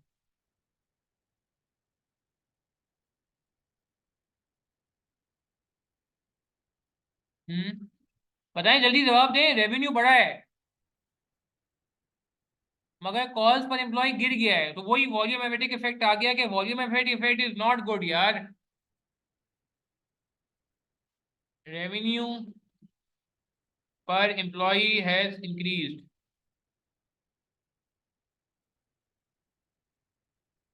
however number of calls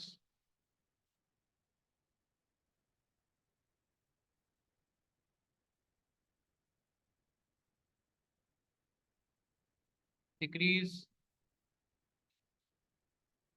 efficiency गिर गई है हमारी।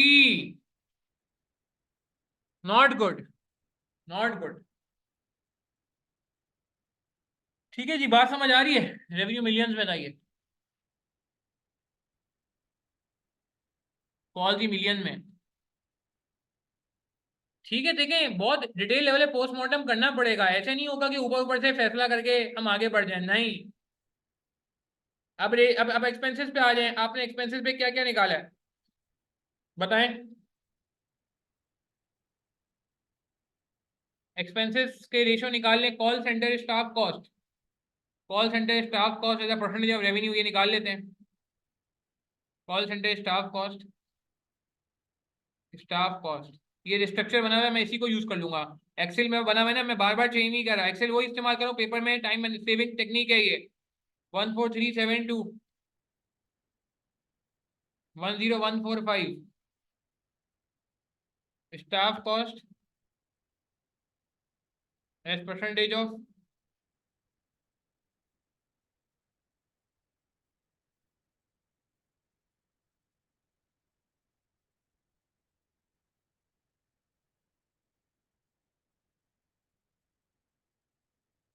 कितना हो गया, परसेंटेज निकाल लेते हैं। हाँ जी, stock cost percentage sales have decreased, decreased. GP margin improve हुआ है वर्स हुआ है, जीपी मार्जिन भी निकाल लें इसी तरीके से, जीपी मार्जिन भी निकाल लें इसी तरह।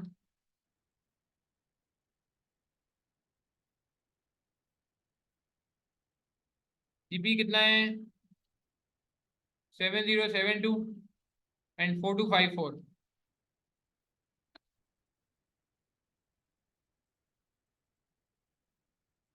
जी क्या कमेंट होगा,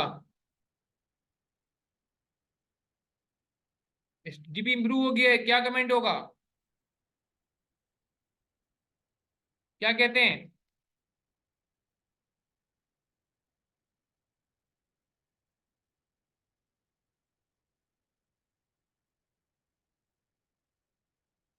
ऐसे revenue has improved which shows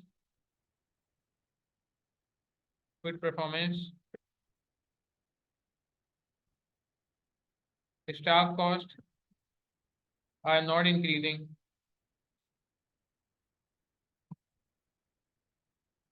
are not increasing, वैसे ऑलमोस्ट सेम ही है,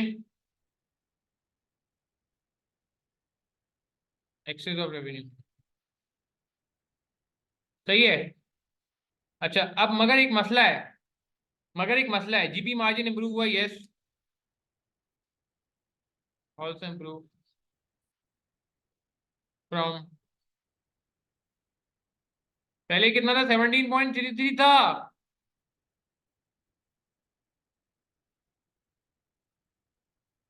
मगर इसमें एक बात करनी पड़ेगी, but effect of exchange rate fluctuation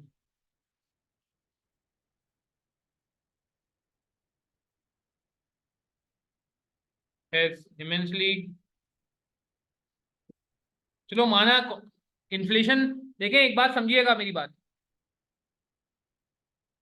बिल्कुल बिल्कुल बिल्कुल शाप, अभी मैं इस पे ही आ रहा हूँ, शाप मैं बिल्कुल इसी पे आ रहा हूँ कि जीबी मार्जिन अगेंस्ट रेवेन्यू निकाल के देखते हैं। असल मसला ये है कि ये जो एक्सचेंज रेट में ये जो जीबी में इंप्रूवमेंट आई है, इसके पीछे has immensely contributed bye, has immensely contributed for the same. क्या आप बात समझ आ रही है, बिल्कुल, ये अबू बकर बहुत अच्छी बात की,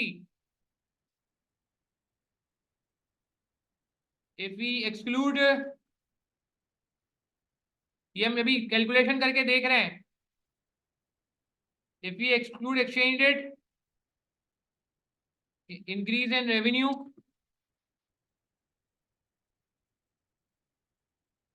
GP percentage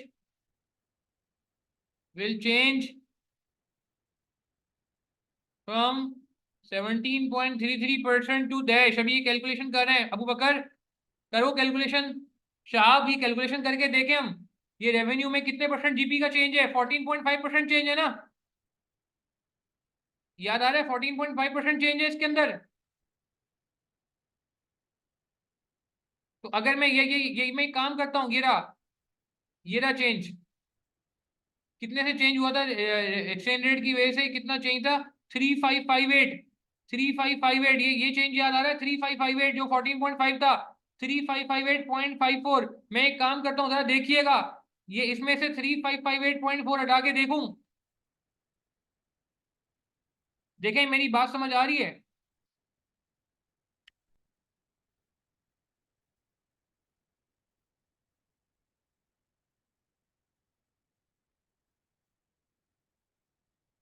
हाँ भाई, ये देखो मैंने क्या किया, ये 3558.54 ये एडजस्ट कर दिया। अच्छा फिर मैं यहाँ से भी एडजस्ट करूंगा और मैं ये चीज जीपी में से भी माइनस करूंगा ना, जीपी फिर कम हो जाएगा। जब मेरा रेवेन्यू कम होगा एक्सचेंज रेट की वजह से, कॉस्ट में चेंज नहीं है, कॉस्ट तो मेरी पी के आर में है, कॉस्ट तो मेरी पी के आर में है। मेरी बात समझ आ रही है, कॉस्ट तो मेरी पी के आर में है। मेरी बात समझ आ रही है, ये वर्किंग बड़ी क्रूशल है। मैंने क्या किया, ये मैंने क्या किया, इसमें से लेस कर दिया 3558.4।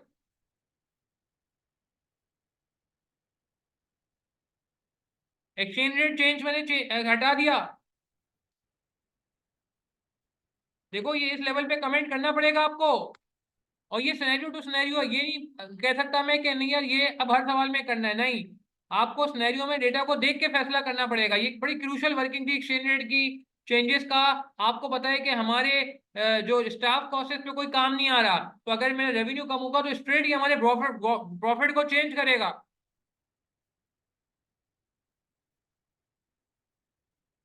ये वर्किंग समझ आ रही है आपको?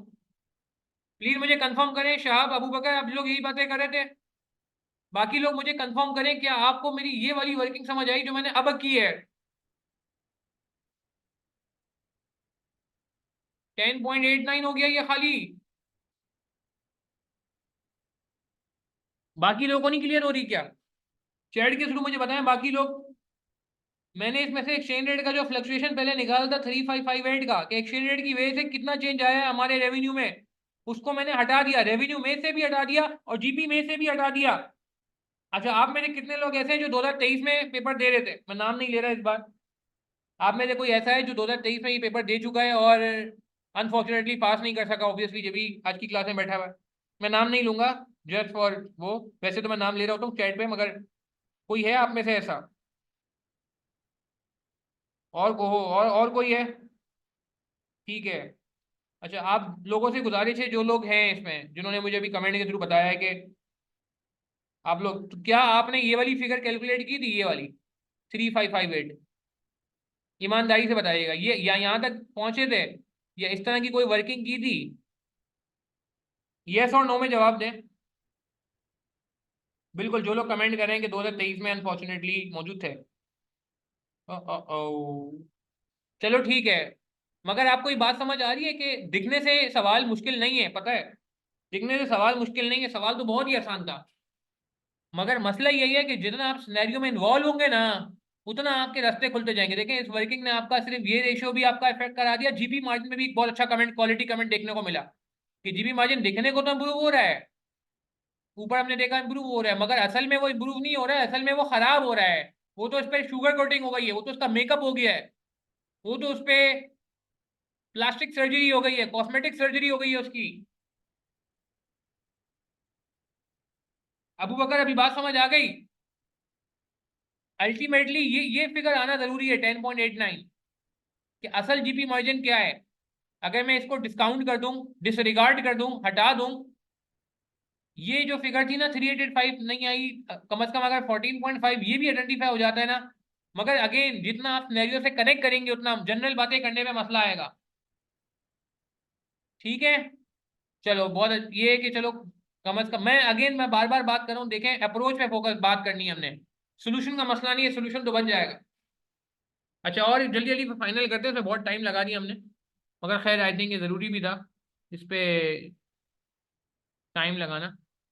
अच्छा मैं और क्या कह रहा था आपसे, ये हो गई बात। अच्छा अब जीपी मार्जिन में बात हो गई, रेवेन्यू पर एम्प्लॉय पे बात हो गई, रेवेन्यू मिक्स में बात हो गई। अच्छा एक्सपेंसेस को जल्दी जल्दी फाइनल कर लेते हैं भाई, एक्सपेंसेस को फाइनल कर लेते हैं। Profit before interest and tax, again profit before interest and tax हमारा कितना आ रहा है? 31, ये इस पे भी कमेंट कर लेते हैं एनपी मार्जिन पे। ऑपरेटिंग प्रॉफिट पे भी कमेंट कर लेते हैं, profit before interest and tax.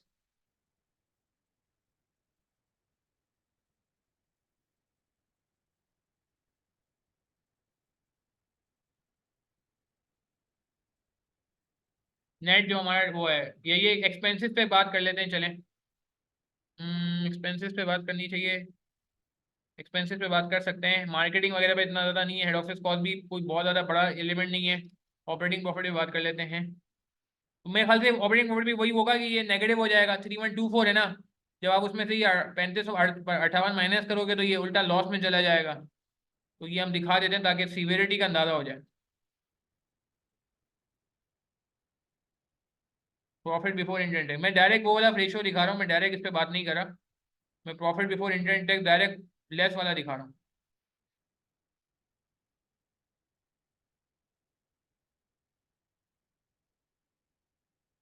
PBIT,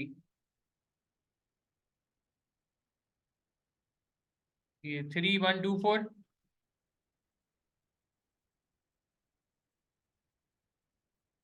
435 का लॉस हो जाएगा ये, 1393। 5.68% था, और 1.35% का एनपी पीबीआईटी परसेंटेज हो जाएगा। अभी तो इंटरेस्ट ही माइनस नहीं किया, अभी तो इंटरेस्ट ही माइनस नहीं किया, देखो लॉस में चला गया, देखो लॉस में चला गया। तो ये रेशियो भी हम डाल देते हैं।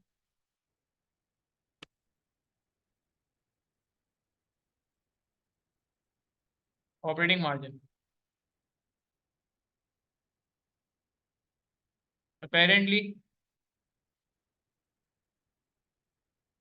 operating margin has improved. However, if we again exclude the effect of exchange rate changes, then margin, then operating margin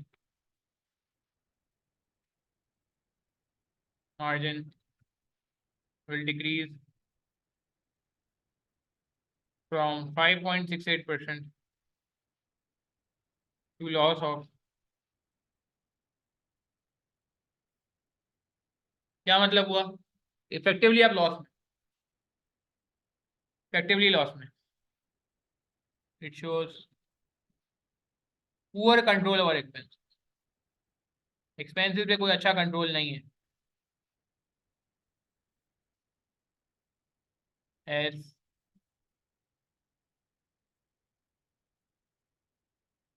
as they are increasing more than revenue, ये कह लें कि एज दे आर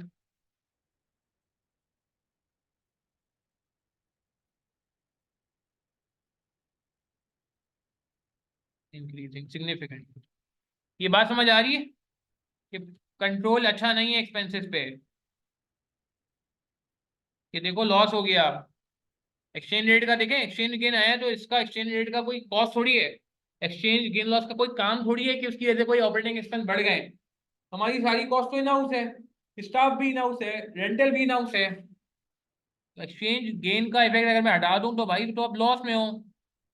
ठीक है, ये बात समझ आ रही है। अच्छा, लास्ट बात जल्दी से कमेंट करके क्लोज करते हैं सवाल को, ये वाला पार्ट।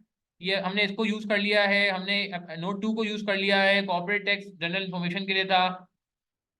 अब इधर आ जाएंगे, क्या कहते हैं, कॉलेज सेटिस्फेक्शन सर्वे कैसा है। कॉलेज सेटिस्फेक्शन सर्वे वेरी गुड, वेरी गुड। ये बहुत अच्छी बात है, कॉलेज सेटिस्फेक्शन सर्वे में बात करनी, देखें बुराई नहीं करनी, जो अच्छी बात है उनको भी हमने हाईलाइट करना है। कस्टमर सेटिस्फेक्शन में बात कर लेते हैं।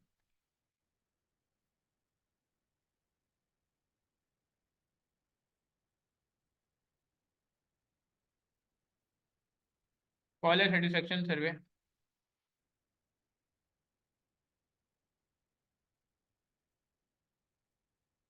College satisfaction rating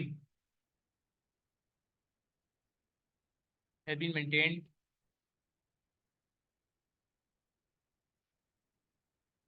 is well above industry. पहली बात तो ये मैं तारीफ करनी पड़ेगी, इज वेल अबव इंडस्ट्री। देखें अच्छी बात को भी हमें लिखना है, well above industry average,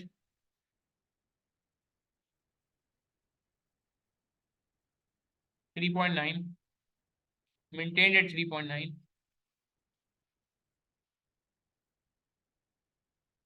which is already well above industry average। Further एक और एक अच्छी चीज जो नजर आई कि इंडस्ट्री का खराब हुआ है,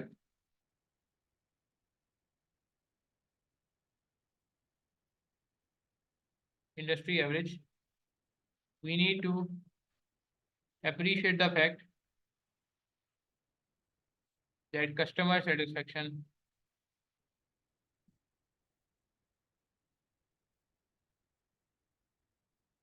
has decreased in the overall industry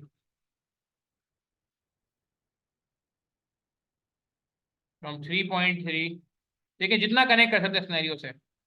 However, MCL has commendably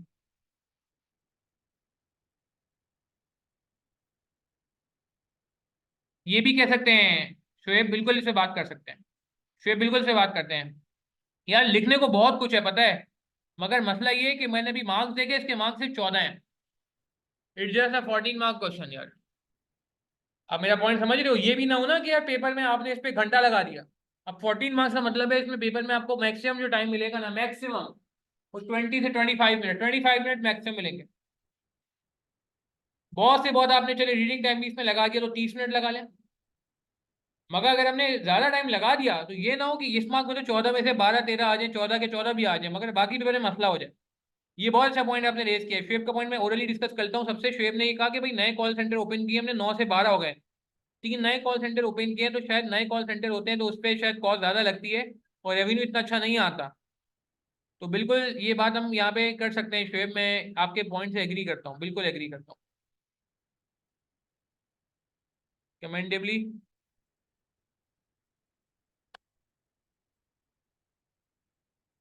maintain विच शोर क्वालिटी सर्विस।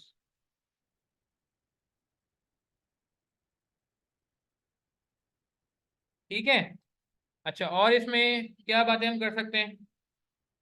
स्टाफ टर्नओवर पे बात करनी जरूरी है कि स्टाफ टर्नओवर हमारा इंक्रीज हुआ है, वेल इंडस्ट्री से कम है, मगर ये लार्जिंग सिचुएशन है, इंडस्ट्री से काफ़ी कम है, ये कमेंट करना होगा।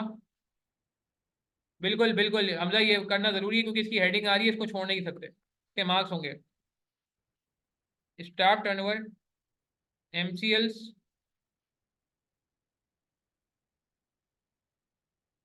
Has increase by 25%। ये 25% मैं कैसे कह रहा हूँ? 12% टू 15%।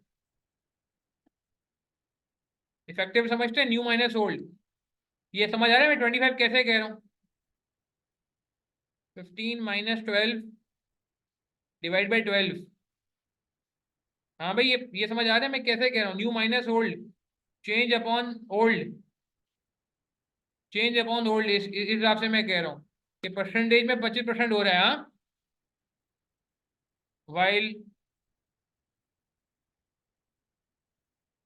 मतलब पहले अच्छाई कर लेते हैं, पहले अच्छाई कर लेते हैं, एज इज वेल बिलो, पहले अच्छाई कर लेते हैं, industry average.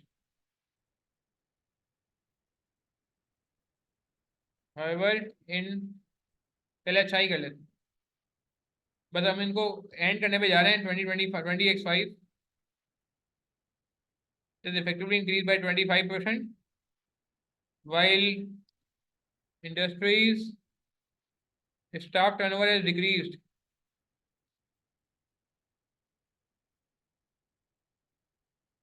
Steps should be taken despite the fact that MCL staff turnover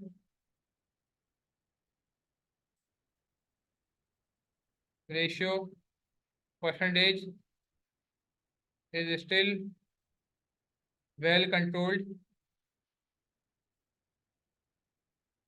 Steps should be taken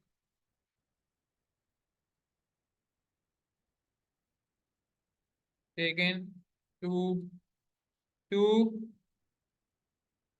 hinder its rising percentage। जिसका ट्रेंड बढ़ रहा है ना, इसके लिए हमें स्टेप्स लेने पड़ेंगे हिंडर करने के लिए कि ये लोग ना जाएं, लोग ना जाएं, क्योंकि लॉन्ग टर्म में विच में affect business in the long run। Long run में खतरे की घंटी बज सकती है, हमने आज अलर्ट दे दिया। हमने आज अलर्ट दे दिया कि यार अभी अंडर कंट्रोल है, मगर ये थोड़ा बाहर जा रहा है, ठीक है। बात समझ आई? तो ओवरऑल क्या कहेंगे, लास्ट कमेंट करके बस इसको एंड करते हैं। ओवरऑल कंक्लूजन ये है कि क्या कहेंगे, फाइनेंशियल परफॉर्मेंस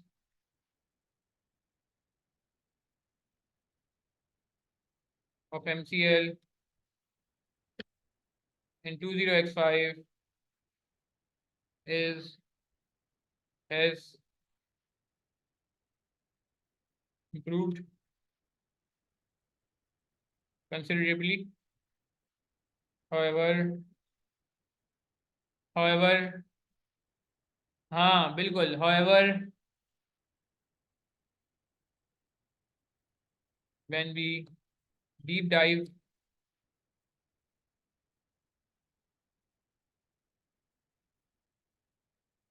deep dive का वर्ड यूज कर सकते हैं when we carry out internal analysis या detailed internal analysis, it was identified that it is due to some uncontrollable favorable some uncontrollable but favorable factors,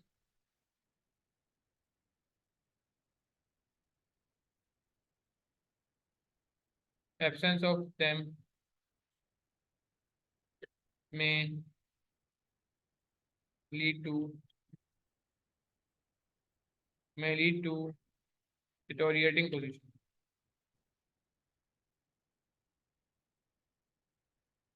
position in the long run में problem हो सकता है,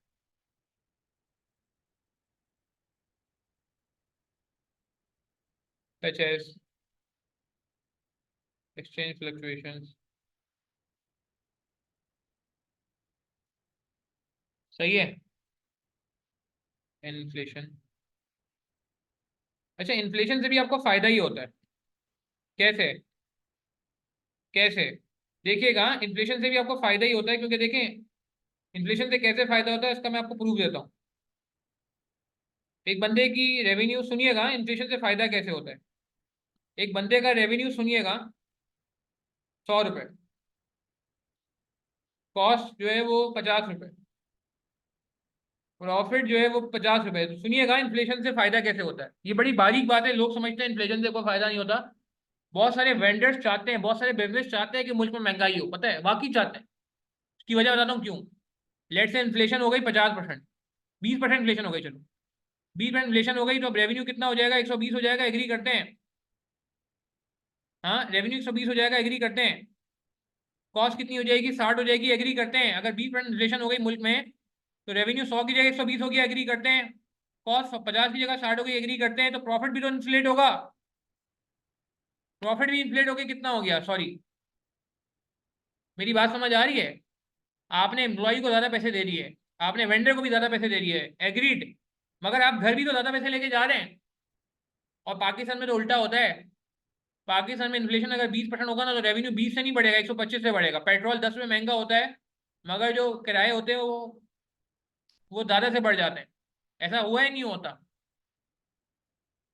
BFD में मैंने बहुत सारे सवालों में आपको प्रूफ किया कि मुल्क में इन्फ्लेशन 8% हो रहा है, कॉस्ट 8% से बढ़ रही है, मगर वो सेलिंग प्राइस 10% से बढ़ा रहा है। हाँ सेलिंग प्राइस 10% से बढ़ा रहा है। तो कहने का मतलब है कि इन्फ्लेशन से यूजुअली फायदा ही हो जाता है। तो अभी 25% इन्फ्लेशन है, तो इसको फायदा ही हुआ होगा। मगर जब ये लॉन्ग टर्म में इन्फ्लेशन इतनी नहीं रहेगी ना, ये इन्फ्लेशन आप 20 की जगह 2% कर दें, 2% कर दें, ये 102 हो जाएगा, ये 51 हो जाएगा, प्रॉफिट इसका देखिए होगा। तो पॉइंट ये कि देख रहे हैं, प्रॉफिट भी इन्फ्लेट हो रहा है साथ में। जितने परसेंट से इन्फ्लेशन हो रही है, उतने परसेंट से प्रॉफिट भी चेंज हो रहा है। मैं ये बताना चाह रहा हूँ। तो 25% इन्फ्लेशन इस सवाल में था, तो प्रॉफिट भी बहुत ज्यादा बढ़ा। मगर जब ये नॉन फाइनेंशियल फैक्टर चले जब ये अनकंट्रोलेबल फैक्टर चले जाएंगे, एक्सचेंज फ्लक्चुएशन वगैरह, तो फिर वहां पे सही पता चलेगा कि आप कहाँ हो। मेरी बात समझ आ रही है? Step should be taken.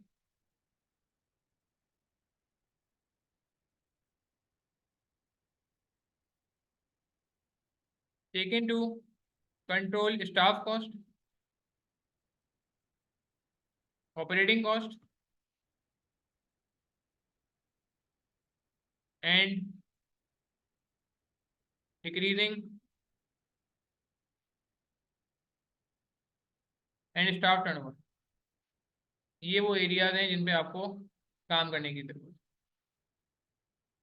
Customer satisfaction, वो सर्वे अच्छा है, सर्वे अच्छा है। कुछ बात समझ आ रही है? नॉन फाइनेंशियल परफॉर्मेंस फैक्टर्स की बेसिस पे हमें ज़्यादा अच्छा पता चला। वो इनबाउंड आउटबाउंड वाला भी अच्छा वो था। इसमें analysis based on other supporting non financial factors, ये बातें इसमें ऐड करने की जरूरत है कि हमने नॉन फाइनेंशियल फैक्टर्स को भी कंसिडर किया। हाँ जी, कुछ बात समझ आ रही है आपको? कुछ बेहतरी आई, कुछ समझ आया? सोल्यूशन मैंने आपको बताया, मसला नहीं है, सोल्यूशन तो आपको आई कैप का भी मिल जाएगा यार। मगर आपको अप्रोच समझ आ रही है कि सवाल को रीड कैसे करना है, सवाल के फैक्टर्स को कनेक्ट कैसे करना है। परेशान नहीं होइएगा अगर सारी बातें आपको नहीं समझ आ रही, मतलब ये समझ तो आ रही होंगी मगर पिक नहीं हो रही एकदम से। ठीक है। अच्छा, अब क्विकली क्विकली इसको नोट करना है, नोट कर लें आप इसको कहीं। अच्छा, मैं इसको नोट कैसे करता हूँ मैं आपको तरीका बता देता हूँ। एक मिनट रुकेंगे, मैं आपको नोट करने का। अच्छा, बहुत सारे लोग मुझे सवाल करते हैं कि सर हम सॉफ्टवेयर प्रैक्टिस करें तो आंसर कैसे चेक करें। तो सॉफ्टवेयर में जो आपने प्रैक्टिस की है इसको कंट्रोल करने का, इसका आंसर चेक करने का, या ये इसको डॉक्यूमेंट करने का तरीका वो तो नहीं हो सकता है कि हम प्रिंट ले लें। यहाँ तो अलाउ नहीं करा ना सॉफ्टवेयर से, तो आप एक्सपोर्ट नहीं कर सकते। यू कांट जस्ट, जिसे कहते हैं convert this document into PDF और वर्ड, जो कि मैं समझता हूँ आई को आगे जाके करना चाहिए। मतलब कम से कम इतना हमें दे दे क्वेश्चन कि अब इतनी मेहनत हुई है ये डॉक्यूमेंट कहीं सेव हम कर सकें, ताकि गलतियां नोट करनी है, कुछ करना है तो इसका तरीका मैंने हल ये निकाला है कि आप स्क्रीनशॉट ले लें इसका। अभी आप एज्यूम करो सॉल्व करें, ये वो क्वेश्चन नहीं है भाई, ये वो क्वेश्चन है जो डेमो में था, मगर हमने ये क्वेश्चन सॉल्व किया, ये वाला नहीं सॉल्व किया। ठीक है। लेट से हमने ये इसका स्क्रीनशॉट ले लिया और मैं वर्ड की फाइल खोल ली एक मैंने न्यू, और उस पर मैंने स्क्रीनशॉट को पेस्ट कर दिया। और इसमें अनवांटेड एरिया को मैं क्रॉप कर दूँ। ये मेरा अनवांटेड एरिया क्रॉप हो रहा है, जितना भी अनवांटेड एरिया ये मैं क्रॉप कर रहा हूँ। याद रखना है कि मैंने कहाँ तक किया, ठीक है। और इसको मैंने फैला दी। अब मैं इसके बाद नीचे वाला जो एरिया था, अब मैं उसको स्क्रीनशॉट ले लेता हूँ।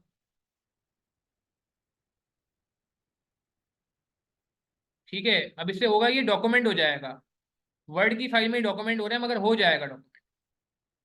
मतलब ये इसलिए क्योंकि आप इतनी मेहनत करते हो। अच्छा, मैं बताता हूँ, एक मिनट सैफुल्ला, अभी एडजस्टेड रेवेन्यू बताता हूँ जो कि सबसे इंपॉर्टेंट था। तो ये आप अगर अपनी गलतियों को कहीं मॉनिटर नहीं करें, नोट नहीं करें, तो फिर ये बहुत बड़ा प्रॉब्लम होने का है। ठीक है। इसको भी हमने,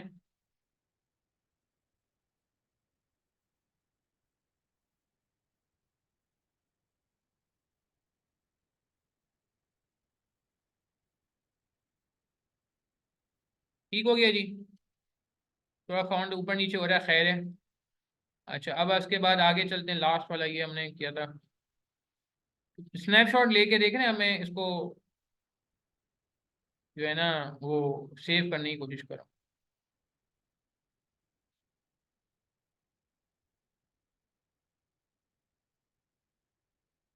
ये रह जाएगा और फिर लास्ट में ये रह जाएगा। काफी बड़ा सोल्यूशन बना लिया हमने। नहीं, अब मुझे आइडिया हो रहा है, हमने बहुत, मतलब ये फुल डिटेल्ड सोल्यूशन है। और मुझे लग रहा है 14 मार्क के लिहाज से थोड़ा ज़्यादा लिख लिया हमने, मगर मैं क्या करूँ, इसमें से आपको अगर मेजर बातें ध्यान में रह जाती हैं तो बस इस सेशन का पर्पज अचीव हो जाएगा।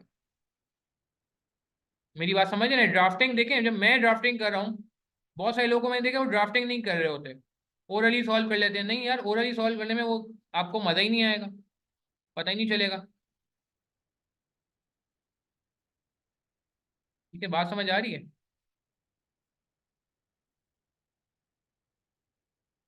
अब जाके ये फिर एक मिनट।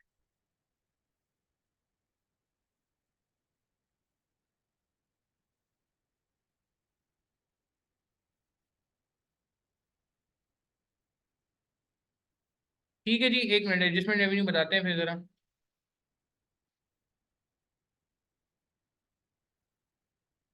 तो मैंने पूरा आपको ड्राफ्ट करके बताया ये सवाल। कि ये SPM के स्टूडेंट्स के लिए भी हेल्पफुल है, नॉट जस्ट फॉर MSA2, कि वहाँ भी मैं देख रहा हूँ कि चीज़ें आहिस्ता आहिस्ता एग्जामिनर एक अच्छे लेवल पे पूछ रहा है।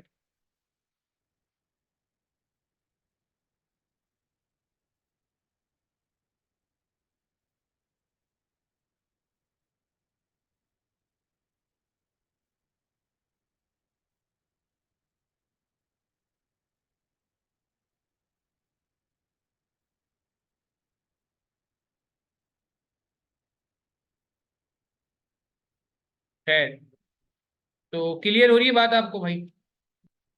2 पेजेस पे आ रहा है ऑलमोस्ट, ये 2 पेज से थोड़ा बड़ा जा रहा है। कोशिश कर रहा हूँ कि मैं 2 पेज पे आ जाए।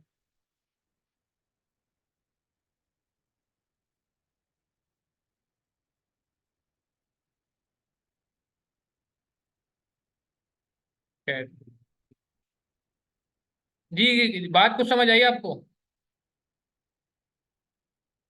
अच्छा, ये वर्किंग में समझाया था वापस से। ये मैंने सेव कर लिया, ये मैंने सेव कर लिया। देख रहे हैं, अब मुझे कोई कमेंट वमेंट करना है, कुछ करना है, मैं यहाँ पे इंसर्ट कमेंट करूंगा। रिव्यू पे कमेंट का ऑप्शन होता है, ये देखें मैंने कमेंट करना है। मुझे कहीं और कमेंट करना है, मैंने यहाँ पे इंसर्ट कमेंट कर दिया। आप मेरी बात समझे ना? आपको कोई पॉइंट आपको अच्छा लगा, आपको कुछ समझ नहीं आ रहा, ठीक है, तो आप कमेंट के थ्रू और इसके थ्रू ना इसको कंट्रोल कर सकते हैं। समझाने के लिए था, अपने पॉइंट आपने नोट करने हैं, आप नीचे अपने पॉइंट लिख लिए। फर्दर पॉइंट पहले आपने अपना सॉल्व किया, फिर आपने आई कैप से मैच करके आपने देखा कि नहीं यार, इसमें मुझे 2-4 बातें और ऐड करनी है, तो आपने अपने पॉइंट ऐड कर लिए इसमें। आप समझ नहीं? मैं जस्ट इसके लिए कह रहा हूँ कि सॉफ्टवेयर में जो लोग प्रैक्टिस कर रहे हैं, उनसे मेरी गुजारिश है कि यार वो आंसर को वो ना होने दें, सेव करें इस तरह, और फिर अपने आंसर को मैच करें आई कैप से या सर्च सोल्यूशन, जो भी आप अगर आई आंसर कर रहे हैं तो फिर देखिए कितना फर्क है। अच्छा, एडजस्टेड रेवेन्यू को सैफुल्ला बता देते हैं, ये देखें जी, ये वापस आ जाते हैं। एडजस्टेड रेवेन्यू हमने ये किया कि भाई पिछले साल का रेवेन्यू लिया 2004 का, हमने 2004 के रेवेन्यू को वेटेज के हिसाब से बांट दिया। 2004 के रेवेन्यू को वेटेज के हिसाब से बांट दिया, उसमें एक्सचेंज रेट चेंजेस लगा दी। जाहिर है एक्सचेंज रेट बढ़ रहा है तो इसका मतलब रेवेन्यू बढ़ेगा, एक्सचेंज रेट बढ़ रहा है तो रेवेन्यू बढ़ेगा। ये देख रहे हैं, divide by 235.2, 235 sorry divide by 199.8। जब मैं 199.8 से डिवाइड करूंगा तो क्या मैं कहता हूँ कि रुपी वाला फिगर यूरो में कन्वर्ट हो जाएगा? सैफुल्ला मेरी बात समझ आ रही है? ये रुपी वाला फिगर जो रुपीज मिलियन में है, ये यूरो में कन्वर्ट हो जाएगा जब मैं इसको डिवाइड करूंगा 199.8 है। टाइम कम है ना मेरे पास, इसलिए मैं बहुत डिटेल वर्किंग नहीं दिखा रहा। और जब मैं मल्टीप्लाई करूंगा 235.2 से, तो ये वापस रुपीज में कन्वर्ट हो जाएगा, तो ये वापस रुपीज में कन्वर्ट हो जाएगा। मेरी बात समझ आ रही है? 199.8 से डिवाइड किया ताकि यूरो में कन्वर्ट हुआ, और फिर इसको मल्टीप्लाई कर लिया 235.2 से। यहाँ तक क्लियर है कि ये जो 11615 आया है, इसमें प्योर खालिस इफेक्ट है सिर्फ एक्सचेंज रेट का, कि यूरो चेंज होगा तो हम कहाँ खड़े होंगे। 9818 से 9818 कहाँ से है? 24,544 जो पिछले साल का रेवेन्यू था उसका 40% लगा दिया, क्योंकि रेवेन्यू से 40, यूरोप से 40% रेवेन्यू आता है। सैफुल्ला बात समझ आ रही है? यहां तक क्लियर है? 11615 कैसे आया? ये एडजस्ट करने के बाद इन दोनों को, और उसके बाद हमने डिफरेंस निकाल लिया। अच्छा, 11557 आ रहा है, कोई बात नहीं, ये कुछ कैलकुलेशन हो गई होगी, टाइपो हो गया होगा। हमने यहाँ पे एक्सेल में वर्किंग की है ना, आई थिंक नीचे कहीं, कहाँ गया एक्सेल? एक्सेल अच्छा मैंने छुपा दिया, ये एक्सेल।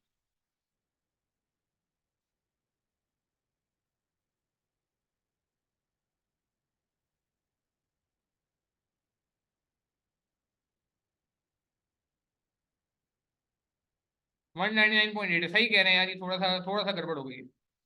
11557 आ रहा है, सही कह रहे हैं। ये टाइपो एरर हो गया था, 198.8 लिख लिया था, 11557। चाहो तो चेंज कर लो, बहुत ज्यादा फर्क नहीं आएगा, 3500 का फर्क आ रहा है, 3500 आ रहा है। If you want to change then you may change this as well, कोई मसला नहीं है, ऊपर सब जगह पे चेंज करना पड़ेगा। 58 रुपये का फर्क है, 3500 हो रही है। यू आर राइट, मगर एनालिसिस है, सही है ना? हाँ, नहीं नहीं, ये तो वैलिड है, मगर ये MSA2 में एक अच्छी बात ये है कि वो एग्जामिनर का ध्यान नंबर से ज्यादा आपके कमेंट पे है, नंबर से ज्यादा आपके कमेंट पे है। नहीं, 3550 कर दीजिएगा। खैर, अब वो हमने चूंकि ऑलरेडी कर लिए हैं फिगर्स, तो चेंज करना मुनासिब नहीं है। क्या ये बात समझ आती है? Are we clear till this point? Okay, मुझे कंफर्म करें, आगे बढ़ जाएं। ठीक है जी, ये सवाल समझ आया आपको? पेपर में इस तरह का कोई कॉन्सेप्ट आएगा, संभाल लेंगे। थोड़ा डीप डाइव करना पड़ेगा यार, देखो अच्छे अच्छे पॉइंट पे आप काम करोगे तो आपको मार्क्स अच्छे मिलेंगे। नॉर्मल रूटीन के पॉइंट पे अगर आप बात करेंगे तो एग्जामिनर आपको रूटीन के मार्क्स देगा, फिर मज़ा नहीं आएगा। अच्छा, एक मेरे ख्याल से टाइम थोड़ा सा है हमारे पास, 5:45 नमाज है मेरे पास, तो मैं देख लेता हूँ। छोटा सा यहाँ पे एक पार्ट है, वो डिस्कस कर लेता हूँ आपसे। ठीक है, ये क्वेश्चन नंबर 2 में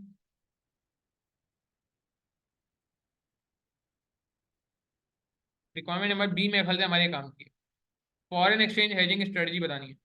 ये बीएफडी ओरिएंटेड सवाल लग रहा है। फॉरेन एक्सचेंज एज मैं ओरली बता देता हूँ, फॉरेन एक्सचेंज हेजिंग स्ट्रेटजी कौन सी होती है वैसे। आप मुझे बताएं फॉरेक्स को हेज करने की स्ट्रेटजी क्या होती है, मुझे मोटी मोटी टेक्निक बता दें जो यहाँ पे भी अप्लाई हो जाती है, जनरली भी अप्लाई हो जाती है। नाम क्या क्या है और वो कैसे वर्क करती है, थोड़ा सा ब्रीफ 2-3 लाइनों में आपको एक्सप्लेन करना होगा। 7 मार्क का सवाल है, ज्यादा बड़ा सवाल नहीं है। टेक्निक्स के नाम लिख लेंगे तो काफी मार्क्स तो आपको वहीं मिल जाएंगे। जी नाम बताएं, वेरी गुड। नहीं, ये बहुत आप आगे की बता रहे हैं, बहुत बेसिक से स्टार्ट करें सैफुल्ला, सॉरी क्या नाम है, शाबो रहमान, बेसिक से स्टार्ट करें। सैफुल्ला और बेसिक से स्टार्ट करें। भैया बिल्कुल सही कहा आपने, आसमान आज बिल्कुल सही कहा आपने, बिल्कुल सही कहा। फॉरवर्ड इजी टू अरेंज बिल्कुल सही है, फॉरवर्ड कॉन्ट्रैक्ट बिल्कुल सही है, हमजा जुल्फिकार। मनी मार्केट भी हो सकता है, मगर इसमें शायद मनी मार्केट का डेटा अवेलेबल नहीं है, इंटरेस्ट रेट का डेटा अवेलेबल नहीं है, तो मनी मार्केट हटा दीजिएगा। मनी मार्केट हटा दीजिएगा, मनी मार्केट का डेटा अवेलेबल नहीं है। बिल्कुल सही है Yasin, forward future money market का डेटा अगर सवाल में हो परसेंटेज वगैरह तो ठीक है, वरना फिर आप फॉरवर्ड और फ्यूचर पे बात करेंगे और ऑप्शन से बात करेंगे। वेरी गुड पॉइंट, ऑप्शन से बात करेंगे। स्वैप करेंसी में भी होता है लॉन्ग टर्म में, बिल्कुल सही है। वेरी गुड, फॉरवर्ड और फ्यूचर को एक्सप्लेन कर सकते हैं हम। फॉरवर्ड कॉन्ट्रैक्ट फिक्स होता है जी, कंपलसरी होता है जी। हाँ, कमिटमेंट फॉलो करनी पड़ती है, वादा पूरा करना पड़ता है, डायलॉग हम अक्सर बीएफडी में वो लोग को भी बताते हैं, आपको ही बता रहे हैं।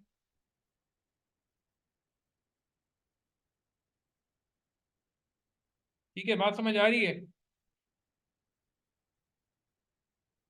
अच्छा, और इसके अलावा एक्सचेंज करेंसी स्वैप भी होता है, बिल्कुल सही है कि हम लोन वोन ले लेते हैं दूसरी करेंसी, अगर दूसरे कंट्री में जा रहे होते हैं तो करेंसी स्वैप के थ्रू काम कर लेते हैं। अगर हम दूसरे कंट्री में जा रहे होते हैं, याद करें, ठीक है, दूसरे कंट्री में जा रहे होते हैं तो करेंसी स्वैप पे भी काम कर लेते हैं ना। अच्छा, एक और टेक जो टॉपिक बहुत ज्यादा, तो यार ये अभी टाइम थोड़ा कम है, मैं इसीलिए क्या नाम है ये सवाल पूरा नहीं पढ़ रहा, मगर मुझे एक काम की बात नजर आ रही है। मार्केटिंग में इस फुरकान ने आपको बढ़ा दिए होंगे 4 P's of marketing, product, price, place, promotion वगैरह, वहां से देख लीजिएगा।